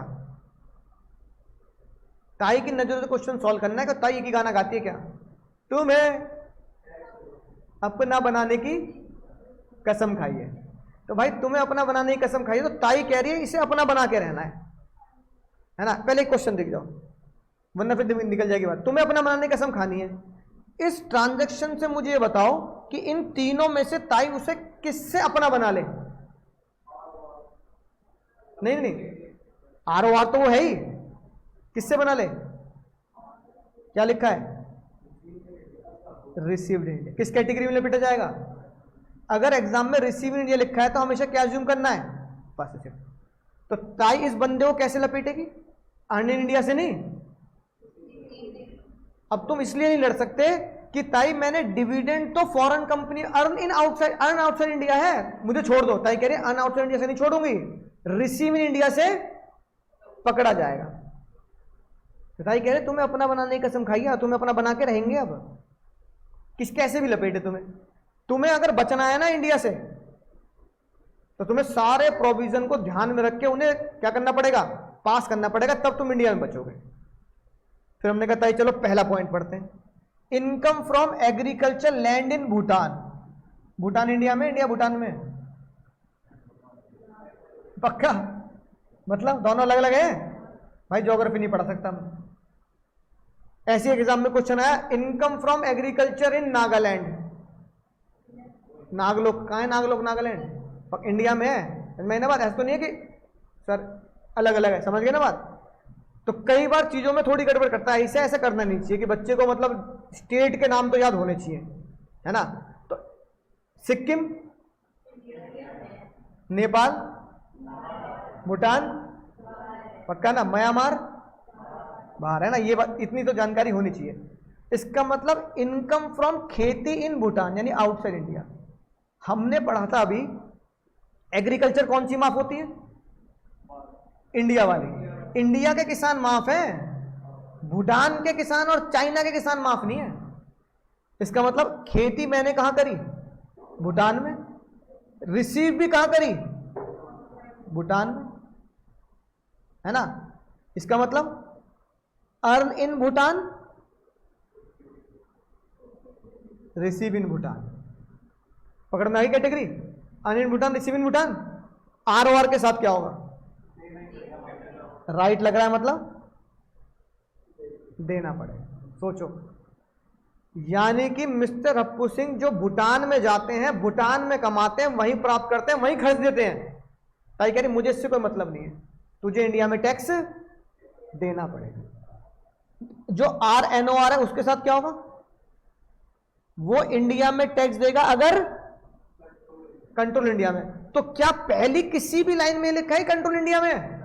तो उसका मतलब उसे टैक्स देने की जरूरत। और अगर हप्पू सिंह अपने आप को क्या बना दे? नॉन रेजिडेंट, तो नॉन रेजिडेंट का टैक्स देगा। लिख दे हम कितनी इनकम बाबू? 40,000। तो लिख दो इनकम एक्रू और arise and receive outside India. कितने रुपए लिख दूं? यहां क्या लिख दूं? कांटा। यहां कांटा क्यों लगाया भैया? यहां कांटा क्यों लगाया? क्योंकि कंट्रोल नहीं है इंडिया में। और यहां कांटा क्यों लगा रहा हूं? समझे क्वेश्चन कैसे सॉल्व करना है? अब कुछ बच्चे एग्जाम पता क्या करते हैं? कुछ बच्चे कहते हैं सर ऐसे सॉल्व करूंगा, पहले इसका डेटा भरूंगा, फिर इसका डेटा भरूंगा और फिर इसका डेटा भरूंगा। भाई 15 से 20 मिनट चले जाएंगे। क्यों? क्योंकि पहली कैटेगरी तुमने पहले इसकी भरी, फिर पूरा सॉल्व करके फिर इसकी कैटेगरी में दिमाग लगाओगे कहां? यहां। तो एक ही क्वेश्चन को तुमने खुद ही 15-20 मिनट का बना दिया, फिर बच्चा कहता है पेपर छूट गया। तो तुम ऐसे सॉल्व क्यों कर रहे हो? एग्जामिनर को कैसे पता लगेगा कि तुमने वर्टिकल सॉल्व किया क्वेश्चन या हॉरिजॉन्टल? एग्जामिनर को कैसे पता लगेगा? एग्जामिनर तो सीधा क्या देखेगा? आंसर मैच हो रहा है नहीं हो रहा, भाई है कि नहीं बात। तो इसकी सबसे बढ़िया ट्रिक क्या है सॉल्व करने की? अपने हॉरिजॉन्टल तरीके से सॉल्व करो, कैटेगरी पहचानो, हॉरिजॉन्टल सॉल्व करो। दूसरा बताओ, डिविडेंड फ्रॉम फॉरेन कंपनी किससे लपेटा? रिसीव पे। अब देखो रिसीव ये है, क्या लग रहा तीनों में? तीनों में राइट लग रहा है। बस एक छोटी सी 3 कॉलम की टेबल ही तो याद करनी है। Right right right right right right right right अगर एच और रॉन्ग। रिसीव में क्या लग रहा है? Right right right. कितने रुपए लिखे हैं? 50। तो मैं लिख देता हूं 50 तीनों में। 50,000 50,000 50,000। समझ गए? अब बताओ टाइम लगेगा कुछ? बच्चों को लगता है सर एक तो 8 एडजस्टमेंट दे रखी है, 8 × 3 है ना, 24 एडजस्टमेंट होगी। अगले वाले में सर ऐसे क्वेश्चन आया 12 एडजस्टमेंट, 12 दिया 36। तो बच्चा कह रहा है 36 तो एडजस्टमेंट दे दिया आपने, और फिर ऐसे कह रहा है सॉल्व कर दो 3 घंटे में, पर 4 घंटे देने चाहिए थे। अरे तो तुम सीधे सीधे सॉल्व क्यों कर रहे हो? शॉर्टकट से सॉल्व करो ना। तीसरा बताओ, pension service rendered in India receive in Paris. Pension मिलती कब है? जब मैं इंडिया में जॉब करता हूं। तो तुम्हारी कमाई कहां है? तो इसका मतलब पेंशन सर्विस का मतलब है। और ताई ने क्या बोला तुम्हें अपना बनाने की? किस कैटेगरी से बनाएगी ताई अपना? ताई कह रही है मैं ये पढ़ ही नहीं रही कि तू रिसीव कहां कर रहा है। तेरी फर्स्ट शिफ्ट कहां है? मैं पढ़ ही नहीं रही, मैं तो क्या पढ़ रही हूं? तेरी कमाई कहां है? तो तेरी कमाई इंडिया में टैक्स भरते कितने रुपए? कितने रुपए भैया? 15 15 15। एडजस्टमेंट नंबर 4 देखते पहचान लिया? रात गई, तो ये रात गई बात गई, तीनों के लिए रात गई बात गई। तो क्या लिख दूंगा? Past untaxed profit is exempt for all category. Exempt exempt exempt. है ना। पांचवा बताना, profit of business in Paris, deposit in bank there. Paris में पैसा कमाया और वहीं जमा कर दिया, तीनों में से कौन सी कैटेगरी है बता दो। नहीं नहीं नहीं, कैटेगरी कौन सी है, ये कैटेगरी है या नहीं। अर्न इन पेरिस, समझ मेरी बात, earn in Paris and receive in Paris, इतना तो ना पेरिस इंडिया के बाहर है, तो earn outside India and received outside India. पहले बंदे के लिए क्या लिख रखा है, राइट, राइट का मतलब है कितने रुपए लिख दूं, 1 लाख। दूसरे बंदे के लिए क्या लिख रखा है, राइट अगर एच है, किसी भी इस लाइन में हेड ऑफिस कंट्रोल की बात नहीं लिखी तो नहीं लिखी, तो मैं यहां पे कांटा लगाऊंगा। और तीसरे बंदे के लिए हमेशा क्या है, होगी 5 adjustment. Chhathi, profit from business in Canada, Canada India के बाहर हो गया, तो earn outside India, control from Indian, profit receive there, earn outside India and receive outside India, कौन सी कैटेगरी होगी। तो यानी कि point number 6 also the third category, earned plus received outside India. पहले वाले के लिए क्या लग रहा है, राइट, कितने रुपए देने पड़ेंगे। दूसरे वाले के लिए राइट तब लगेगा जब क्वेश्चन में क्लियर लिखा हो, या तो कंट्रोल या हेड ऑफिस या setup. Control, head office, setup में से कौन सा वर्ड लिखा है, इसका मतलब अब लपेटे में आएगा वो। कितने रुपए लिख दो भैया। और कोने वाले के लिए तो बेचारे के लिए हमेशा ही क्या है, कांटा है। 6 एडजस्टमेंट हो गई। 7वीं, interest on saving bank in PNB. अरे दादा, पीएनबी तो अपना ही बैंक है, ब्याज पीएनबी से कमा रहे हो, कैटेगरी पहचानो, बस अर्न इंडिया। पीएन तुम दुनिया में से कहीं भी प्राप्त कर लो, तुमने कमाया कहां है पैसा, पैसा अर्जित, ड्यू, एक्रूड कहां किया है, इंडिया में, तो भर देने पड़ेंगे कितने रुपए। अर्न इंडिया में तीनों में राइट लग रहा है। आखिरी एडजस्टमेंट, कैपिटल गेन का मतलब होता है profit, profit on sale of house in Delhi. अब पैसा कहां ले लिया, ताई कह रहे पैसा तू मंगल ग्रह पहुंचा दे, पैसा मुझे से मतलब नहीं, ये बता तूने कमाया कहां है। अब कल को मैं तुमसे कह दूं मेरी फीस कहां भेज दो, दुबई भेज दो, कनाडा भेज दो, अमेरिका भेज दो, अरे मैं कमा कहां रहा हूं, यहां कमा रहा हूं ना। प्राप्त करने से क्या हो रहा है, तुम्हें अपना बनाने की कसम खाई है अर्न इन इंडिया से, तुम्हें अपना बनाने की कसम खाई है रिसीव इन इंडिया से, ठीक है ना। तो कितने रुपए लिख दूं, तो हमने लिख दिए भाई 2 लाख 2 लाख 2 लाख। देखो टोटल मैच करेगा। और इससे एक बात समझ में भी आती है कि देखो जो आरओआर है सबसे ज्यादा कमाई उसकी है, आरओएनआर की कम है और एनआर की सबसे कम कमाई है। फिर क्वेश्चन में पता है क्या लिखा मिलेगा, इसी आईसीआई क्वेश्चन में लिखा मिलेगा, जब तुम्हें समझ में आएगी बात कि क्यों पहले वाले चैप्टर टैक्स लायबिलिटी मैंने पहले पढ़ा दी। Calculate the income and also calculate tax liability of each category, समझ गए। अब इसमें भी तुम्हें क्या करना पड़ेगा, क्वेश्चन साइलेंट है तो क्या मानोगे, ओल्ड या न्यू, न्यू, क्योंकि न्यू इज डिफॉल्ट रिजाइन, है ना। If question is silent about the old और new, then always assume new tax structure, है ना। अब निकाल दें न्यू टैक्स स्ट्रक्चर में, हालांकि ये एग्जाम्प्ट हो गया, 3 लाख तक तो एग्जाम्प्ट है, ये भी एग्जाम्प्ट हो जाएगा और ये भी एग्जाम्प्ट हो जाएगा रिबेट से। 87 है इस पे लगेगा, लेकिन इस पे 87 ही नहीं लगेगा ना, इस पे लग जाएगा, तो न्यू से निकालेंगे, ठीक है। अगला तुम करोगे भाई, पानी वानी पी लो, 27वां कर दो। मिस चुगली, चुगली कर देगी तुम्हारी अगर आंसर सही नहीं निकाला तो। सेम बनाओ, हाँ लिख के करना पड़ेगा, सेम बनाओ।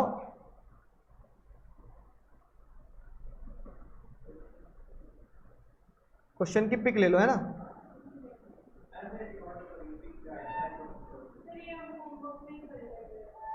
नहीं जी नहीं, अभी तो हाँ, और क्या 4:30 तक की क्लास होती है।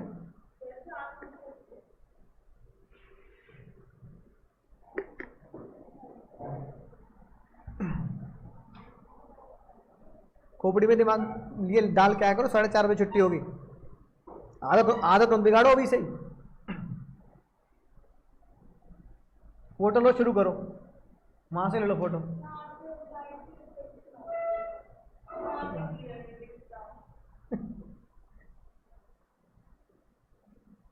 ग्रुप बनता तो मैं यहां से फोटो खींच के दे देता तुम्हें।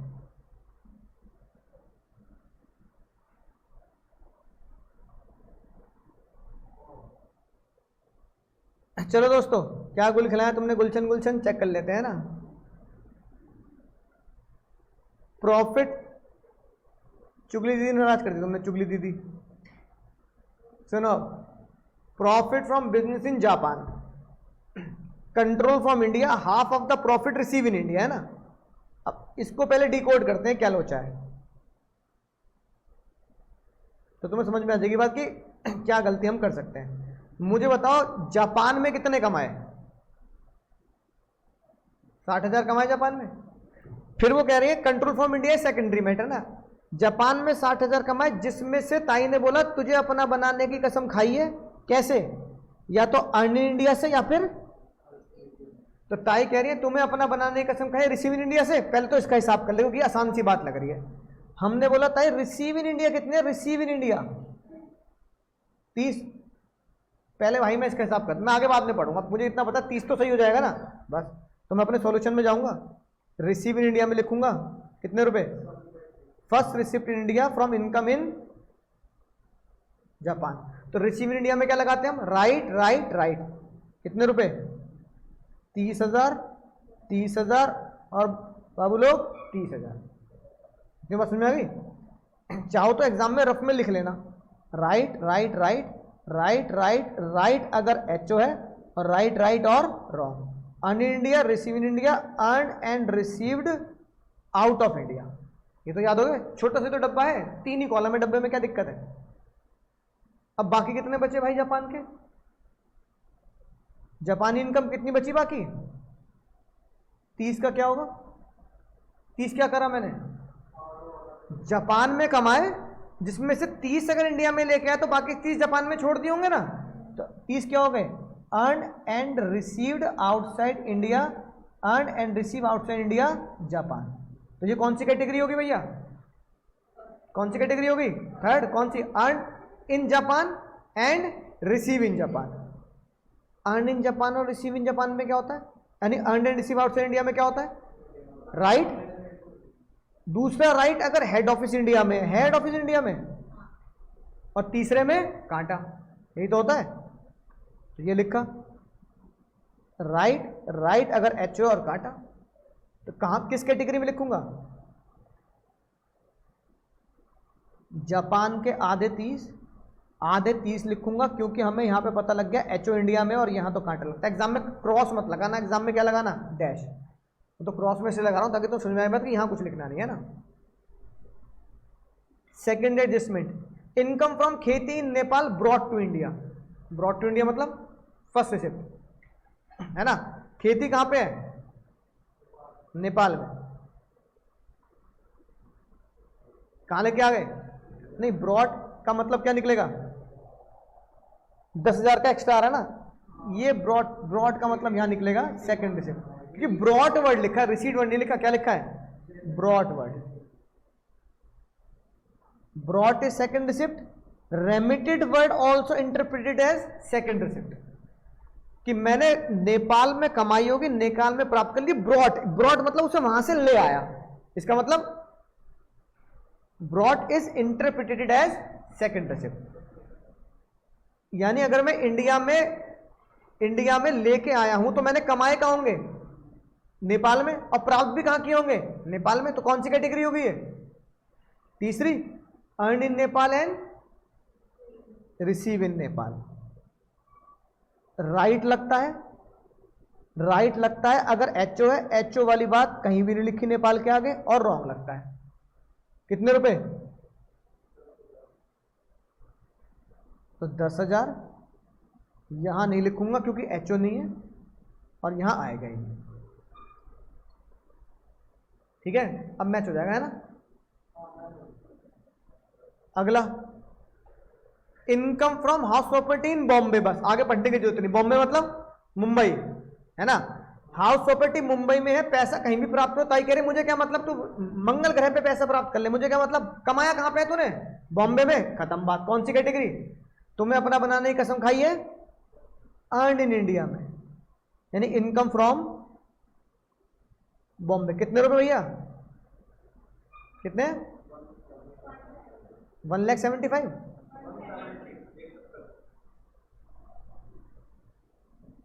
ठीक है, अगली category, income from house property in USA. हाँ चलो, earn outside India, receive there and प्राप्त भी आउटसाइड इंडिया। रेमिटेड मतलब धोखा, रेमिटेड मतलब धोखा। तो earn in USA and received in USA, कौन सी कैटेगरी? तीसरी। कहीं भी हेड ऑफिस लिखा है? नहीं, इसका मतलब रॉन्ग और राइट। राइट होता अगर एचओ होता और तीसरे में कांटा। यूएसए कितने रुपए थे? 2,20,000। हेड ऑफिस है नहीं और इसमें तो परमानेंट कांटा है। Adjustment number 5, income from house property in USA and receive there. Remittance क्या है? धोखा है, रेमिटेंस को इग्नोर मारेंगे, कोई मतलब नहीं हमें रेमिटेंस से। इसका मतलब हाउस प्रॉपर्टी यूएसए में और वहीं प्राप्त कर ली, तो earn in USA as well as receive in USA. तो कौन सी कैटेगरी हो गई? थर्ड। कितने रुपए? 1,00,000। हेड ऑफिस की कोई बात नहीं है, तो यहां कांटा लगाऊंगा और यहां परमानेंट कांटा है। Salary received in India. बस आगे पढ़ना मत, आगे पढ़ना मत। तुम्हें अपना बनाने की कसम खाई है, रिसीव्ड इन इंडिया से कसम खाई है ना। कौन सी कैटेगरी? कितने रुपए? 60,000। किस कैटेगरी में आ गया? Receive in India from USA, first receipt. कितने रुपए थे? 60। तो 60 लिख देंगे बाबू लोग, 60 लिख देंगे बाबू लोग, 60 लिख देंगे बाबू लोग। Adjustment number 7, profession in Paris, यानी कि मैं अपना बिजनेस पेरिस में चलाता हूं। सेटअप सबसे इस बार क्या हुआ, जानबूझकर इस बार कंट्रोल हेड ऑफिस के क्या वर्ड दे रखा है? तो सेटअप का मतलब भी क्या होता है? कंट्रोल या head office. Setup in India, receive in Paris, यानी पेरिस में कमाया और भैया लोग पेरिस में ही प्राप्त कर लिया। कौन सी category? Earn in outside India and received outside India. तो earn and receive outside India, exam में पूरी लाइन लिखेंगे, मैं तो समझाने के पेरिस लिख दिया। कितने रुपए?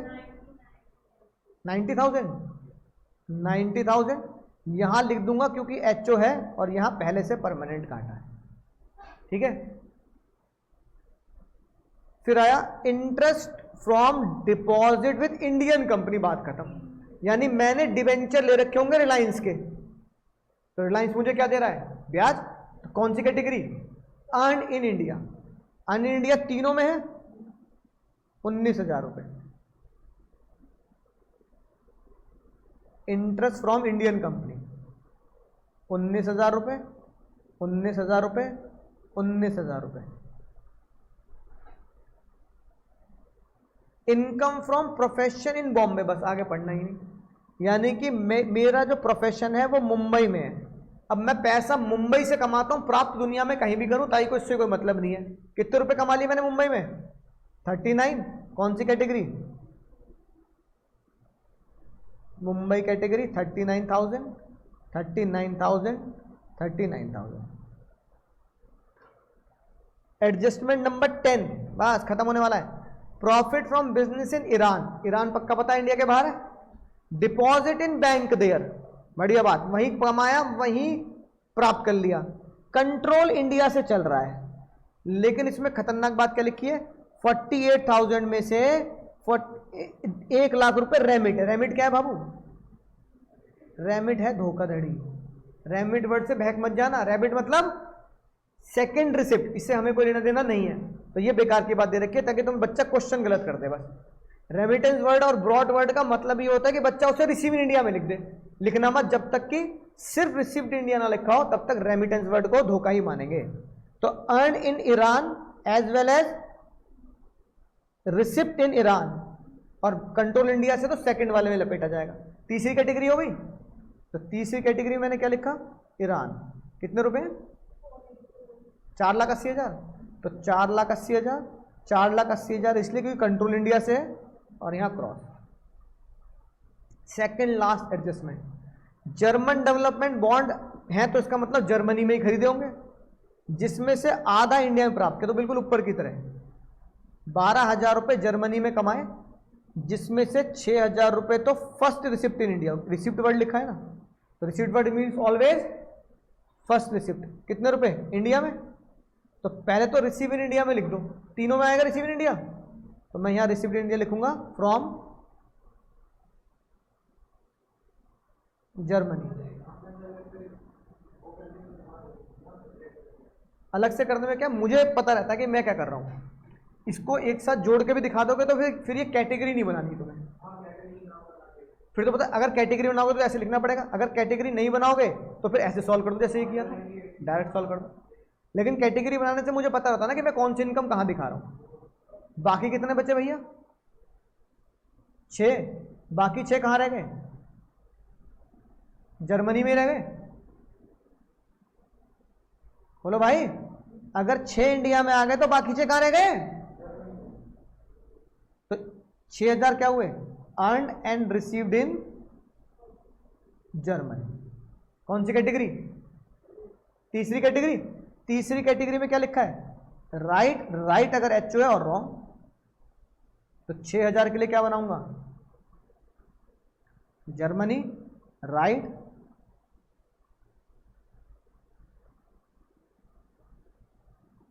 समझे भैया। आखिरी एडजस्टमेंट, खेल खत्म। Income under the head house property in Canada, यानी कि घर से रिलेटेड कोई मैंने इनकम कमाई कनाडा में, सेम जो ऊपर वाली एडजस्टमेंट है ना वही सेम करनी है। कितने रुपए कमाए कनाडा में, 50,000। 50,000 का 1/5 मैंने इंडिया में प्राप्त कर लिए, यानी रिसीट मतलब फर्स्ट रिसिप्ट, 1/5 करना कितना आएगा, 10,000 हो गए। तो 10,000 कहां लिखूं,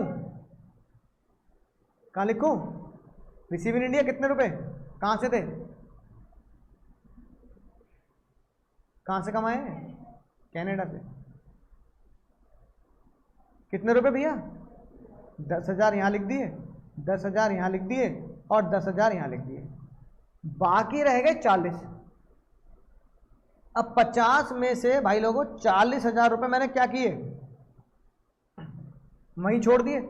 इसका मतलब ये 40,000 रुपए earn in Canada plus received in Canada, यानी earn and received outside India हो गया। Earn and received outside India की कैटेगरी में क्या लगाते हैं हम, राइट, राइट अगर एचओ है और रॉन्ग। तो बताओ क्या हेड ऑफिस है, नहीं है तो नहीं लिखेंगे।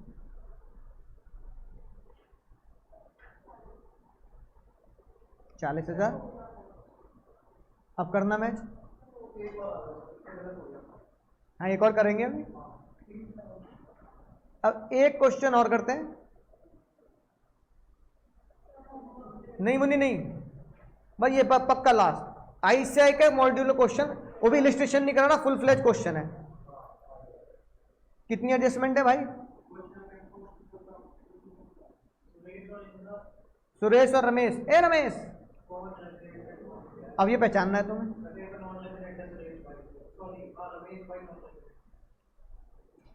मिस्टर रमेश क्या लिखा है बाबू, mister Ramesh settled in Canada and mister Suresh settled in Delhi. अब एक सुनना, एक चीज ध्यान से, अगर कनाडा में सेटल है तो हमने उसे क्या मान लिया है, पूरा मान, एनआर है, सही बात।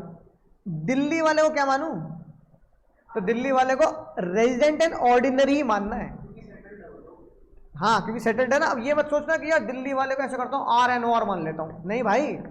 बेस्ट अजम्पशन क्या है क्योंकि वो इंडिया में सेटल्ड है तो वो जरूर किस कैटेगरी में आएगा, तो बेस्ट एजम्पशन इज ROR। तो रमेश बाबू को मानो, है रमेश बाबू को मानो क्या,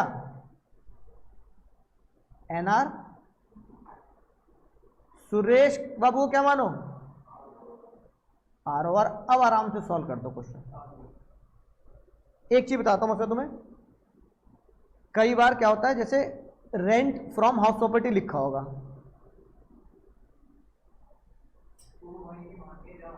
नहीं वो तो ठीक है, तो रेंट ऑफ हाउस प्रॉपर्टी में क्या होता है, रेंट जो मानता है ICAI वो ग्रॉस मानता है, क्या मानता है, ग्रॉस। उसमें से 30% घटाना पड़ता है, कितना घटाना पड़ता है भैया, 30% घटाना पड़ता है। मतलब हाउस रेंट वाले के लॉ में ये लिखा है, वो पढ़ेंगे बाद में, ठीक है। तो ICAI क्या करता है, ICAI उसे ग्रॉस मानता है। देखो 5 एडजस्टमेंट है ना, हाउस प्रॉपर्टी की इनकम है, ठीक है, और क्वेश्चन में कह रखा है रेंट इतना प्राप्त हुआ। अब ये तुम्हारी मेरी एजम्पशन है कि इसे ग्रॉस मानूं या नेट मानूं। अगर नेट मानूंगा तो 1 लाख ही लिख दूंगा, अगर ग्रॉस मानूंगा तो 30% घटाना है, हाउस प्रॉपर्टी के सेक्शन नंबर 24A के तहत। तो हमें एग्जाम में एजम्पशन लेनी है, हमारी दोनों एजम्पशन सही है, लेकिन हमें बेस्ट ये रहता है कि हम एग्जाम में वो एजम्पशन लें जो ICAI के सॉल्यूशन में दी है। ऐसा नहीं है कि अगर तुम मानो कि sir we will assume that this is net income, गलत हो जाए, गलत नहीं है, लेकिन सबसे बढ़िया है कि इसको भी रिस्क एरिया में रखने की जरूरत क्या है, जब हमें पता है ICAI के सॉल्यूशन देखिए कि ICAI ने इसको क्या माना है, ग्रॉस माना है, तो भाई हमें क्या दिक्कत है, हम इसे क्या मान लेंगे, ग्रॉस मान लेंगे, 30% घटा दें, बस यही फर्क है, बस इसी एक ही क्वेश्चन में। बस बाकी आंसर डिडक्शन मत देना, तुम्हारा आंसर ये मैच होना चाहिए 434 और 414। रमेश का 434 और सुरेश का 440।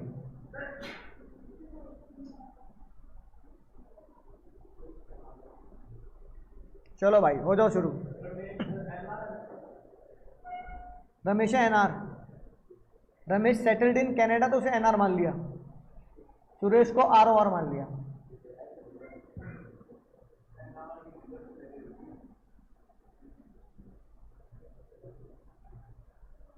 दस एडजस्टमेंट है, जिसमें से आखिरी एडजस्टमेंट बेकार है क्योंकि वो पेड लिखा है।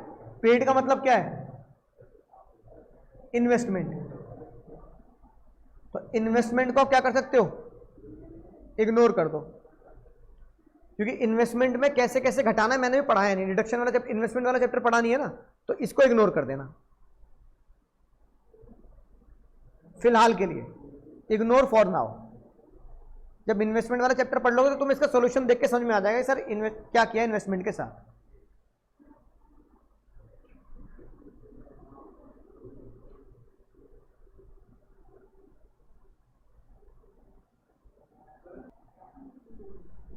चलो दोस्तों करते हैं ना, सभी ने मैच कर लिया होगा ना।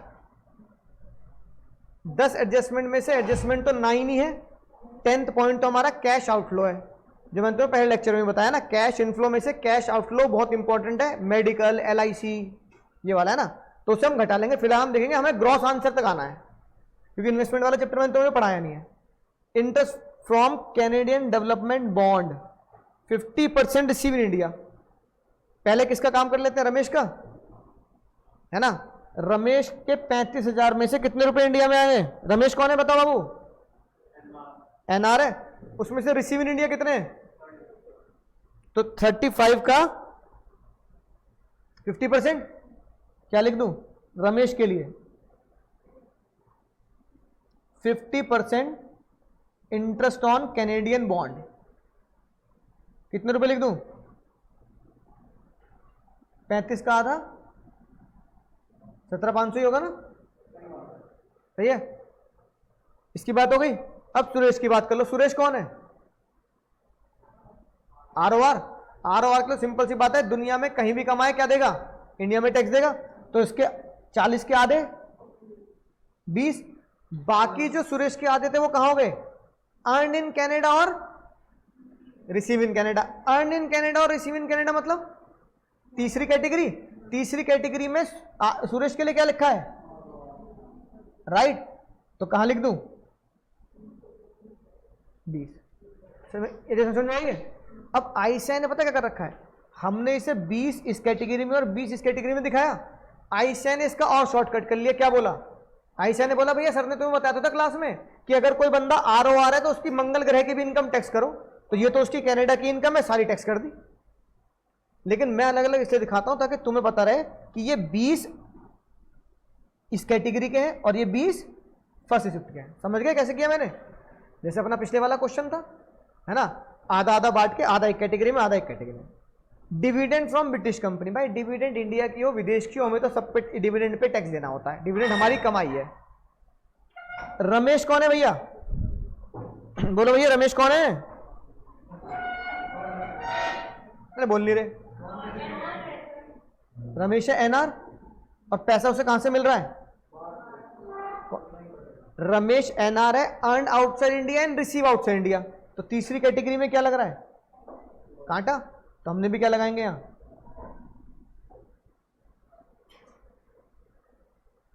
British income. ठीक है, लेकिन सुरेश की ब्रिटिश इनकम कितनी है? 20। क्यों लिखूंगा? क्योंकि सुरेश तो ऐसा बंदा है जो आरओआर तो मंगल ग्रह पे भी कमाएगा। तो अर्न रिसीव इन लंदन, तो earn and receive outside India. ठीक है, तो क्या होगा? राइट लग रहा है ना यहाँ?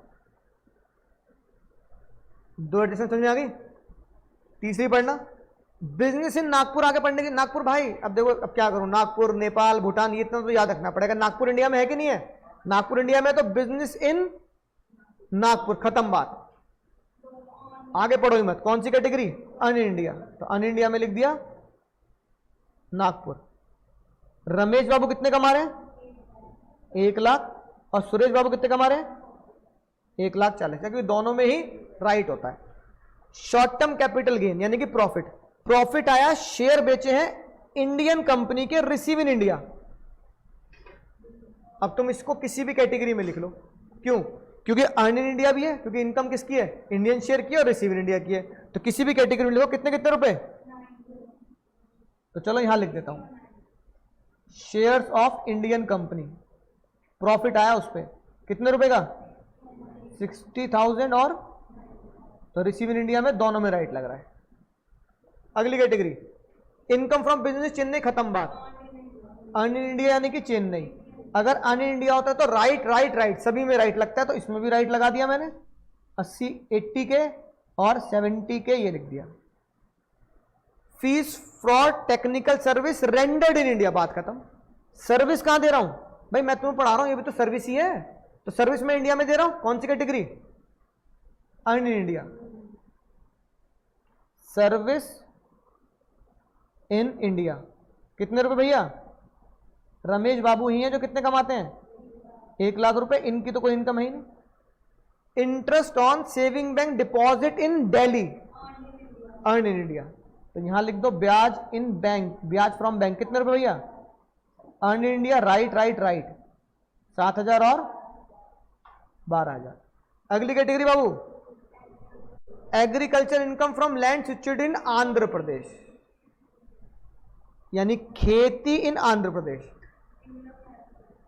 Agriculture income in India exam, पर agriculture income in Bhutan Nepal outside India, वो उसको टैक्सेबल करना है, तो इसे छोड़ देते हैं, नोट डाल देंगे इसका।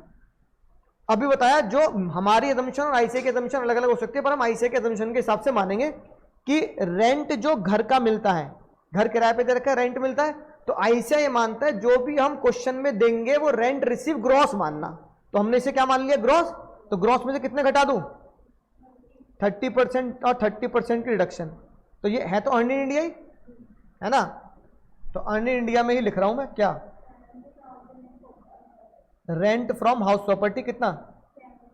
30% घटा के 70,000, और 60 का 30% 18 घटा दो कितने? अब देखो मैच करेगा। 4 लाख नहीं, कितना है?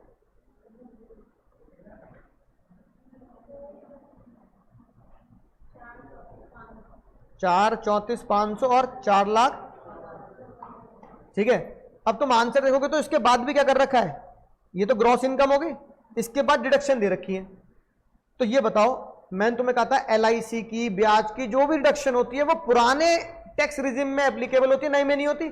ये बंदा पुराने में नए में, कैसे पता लगा? नहीं नहीं नहीं नहीं, लिखा है both have excise the option of shift out from 115 BAC। दोनों ने 115 BAC से शिफ्ट आउट कर दिया। इसका मतलब दोनों ही कौन सा मानते हैं? Old tax regime. और अगर ओल्ड टैक्स रिजिम है तो LIC की भी रिडक्शन देनी है और इंटरेस्ट ऑन सेविंग बैंक की भी रिडक्शन देनी है। मैंने पढ़ाया नहीं है इसलिए मैं इसको यहां छोड़ रहा हूं। अगर तुम सॉल्यूशन देखोगे तो देखो LIC की भी रिडक्शन दे रखी होगी। LIC ओल्ड में बेनिफिट मिलता है ना, ओल्ड टैक्स स्ट्रक्चर में बेनिफिट देना है। और जो हम सेविंग बैंक का ब्याज कमाते हैं उसकी भी रिडक्शन दे रखी है। सेक्शन याद मत करो, जब पढ़ाऊंगा तब याद आ जाएगा तुम्हें। तो ये हमारा डिडक्शन का चैप्टर है। जब इस चैप्टर में पहुंचेंगे तब डिटेल में पढ़ेंगे, घबराओ मत। तो फिलहाल हम अपना आंसर यहां पे छोड़ सकते हैं क्योंकि हमने अभी इन्वेस्टमेंट वाला चैप्टर नहीं पढ़ा है। तो यहां तुम्हारा आंसर बिल्कुल सही मैच कर, समझ गए भैया? ठीक है, इस तरह क्वेश्चन आता है, मतलब ये तुम्हारा ICAI का एग्जाम का क्वेश्चन है। अब एक और इसमें है नहीं ICAI में, है ना? ठीक है, पहले चैप्टर निपटा देंगे फिर ये हो जाएगा। ठीक है, चलो तो अगली क्लास में क्या पढ़ेंगे भैया? अगली क्लास में आज हमने पढ़ा सेक्शन 5 पूरा कंप्लीट 100%। अब कोई सा भी क्वेश्चन आ जाए, किसी भी यूनिवर्सिटी का आ जाए, किसी भी ICAI CA है ना, CMA CS किसी का आ जाए, तुम सुलझा सकते हो। अगले चैप्टर में पढ़ेंगे दिनों की कहानी, कितने दिन में मैं रेजिडेंट बनूंगा और कितने दिन में नॉन रेजिडेंट। सस्पेंस। चलो टाटा bye bye, take care, good night, thank you bye bye.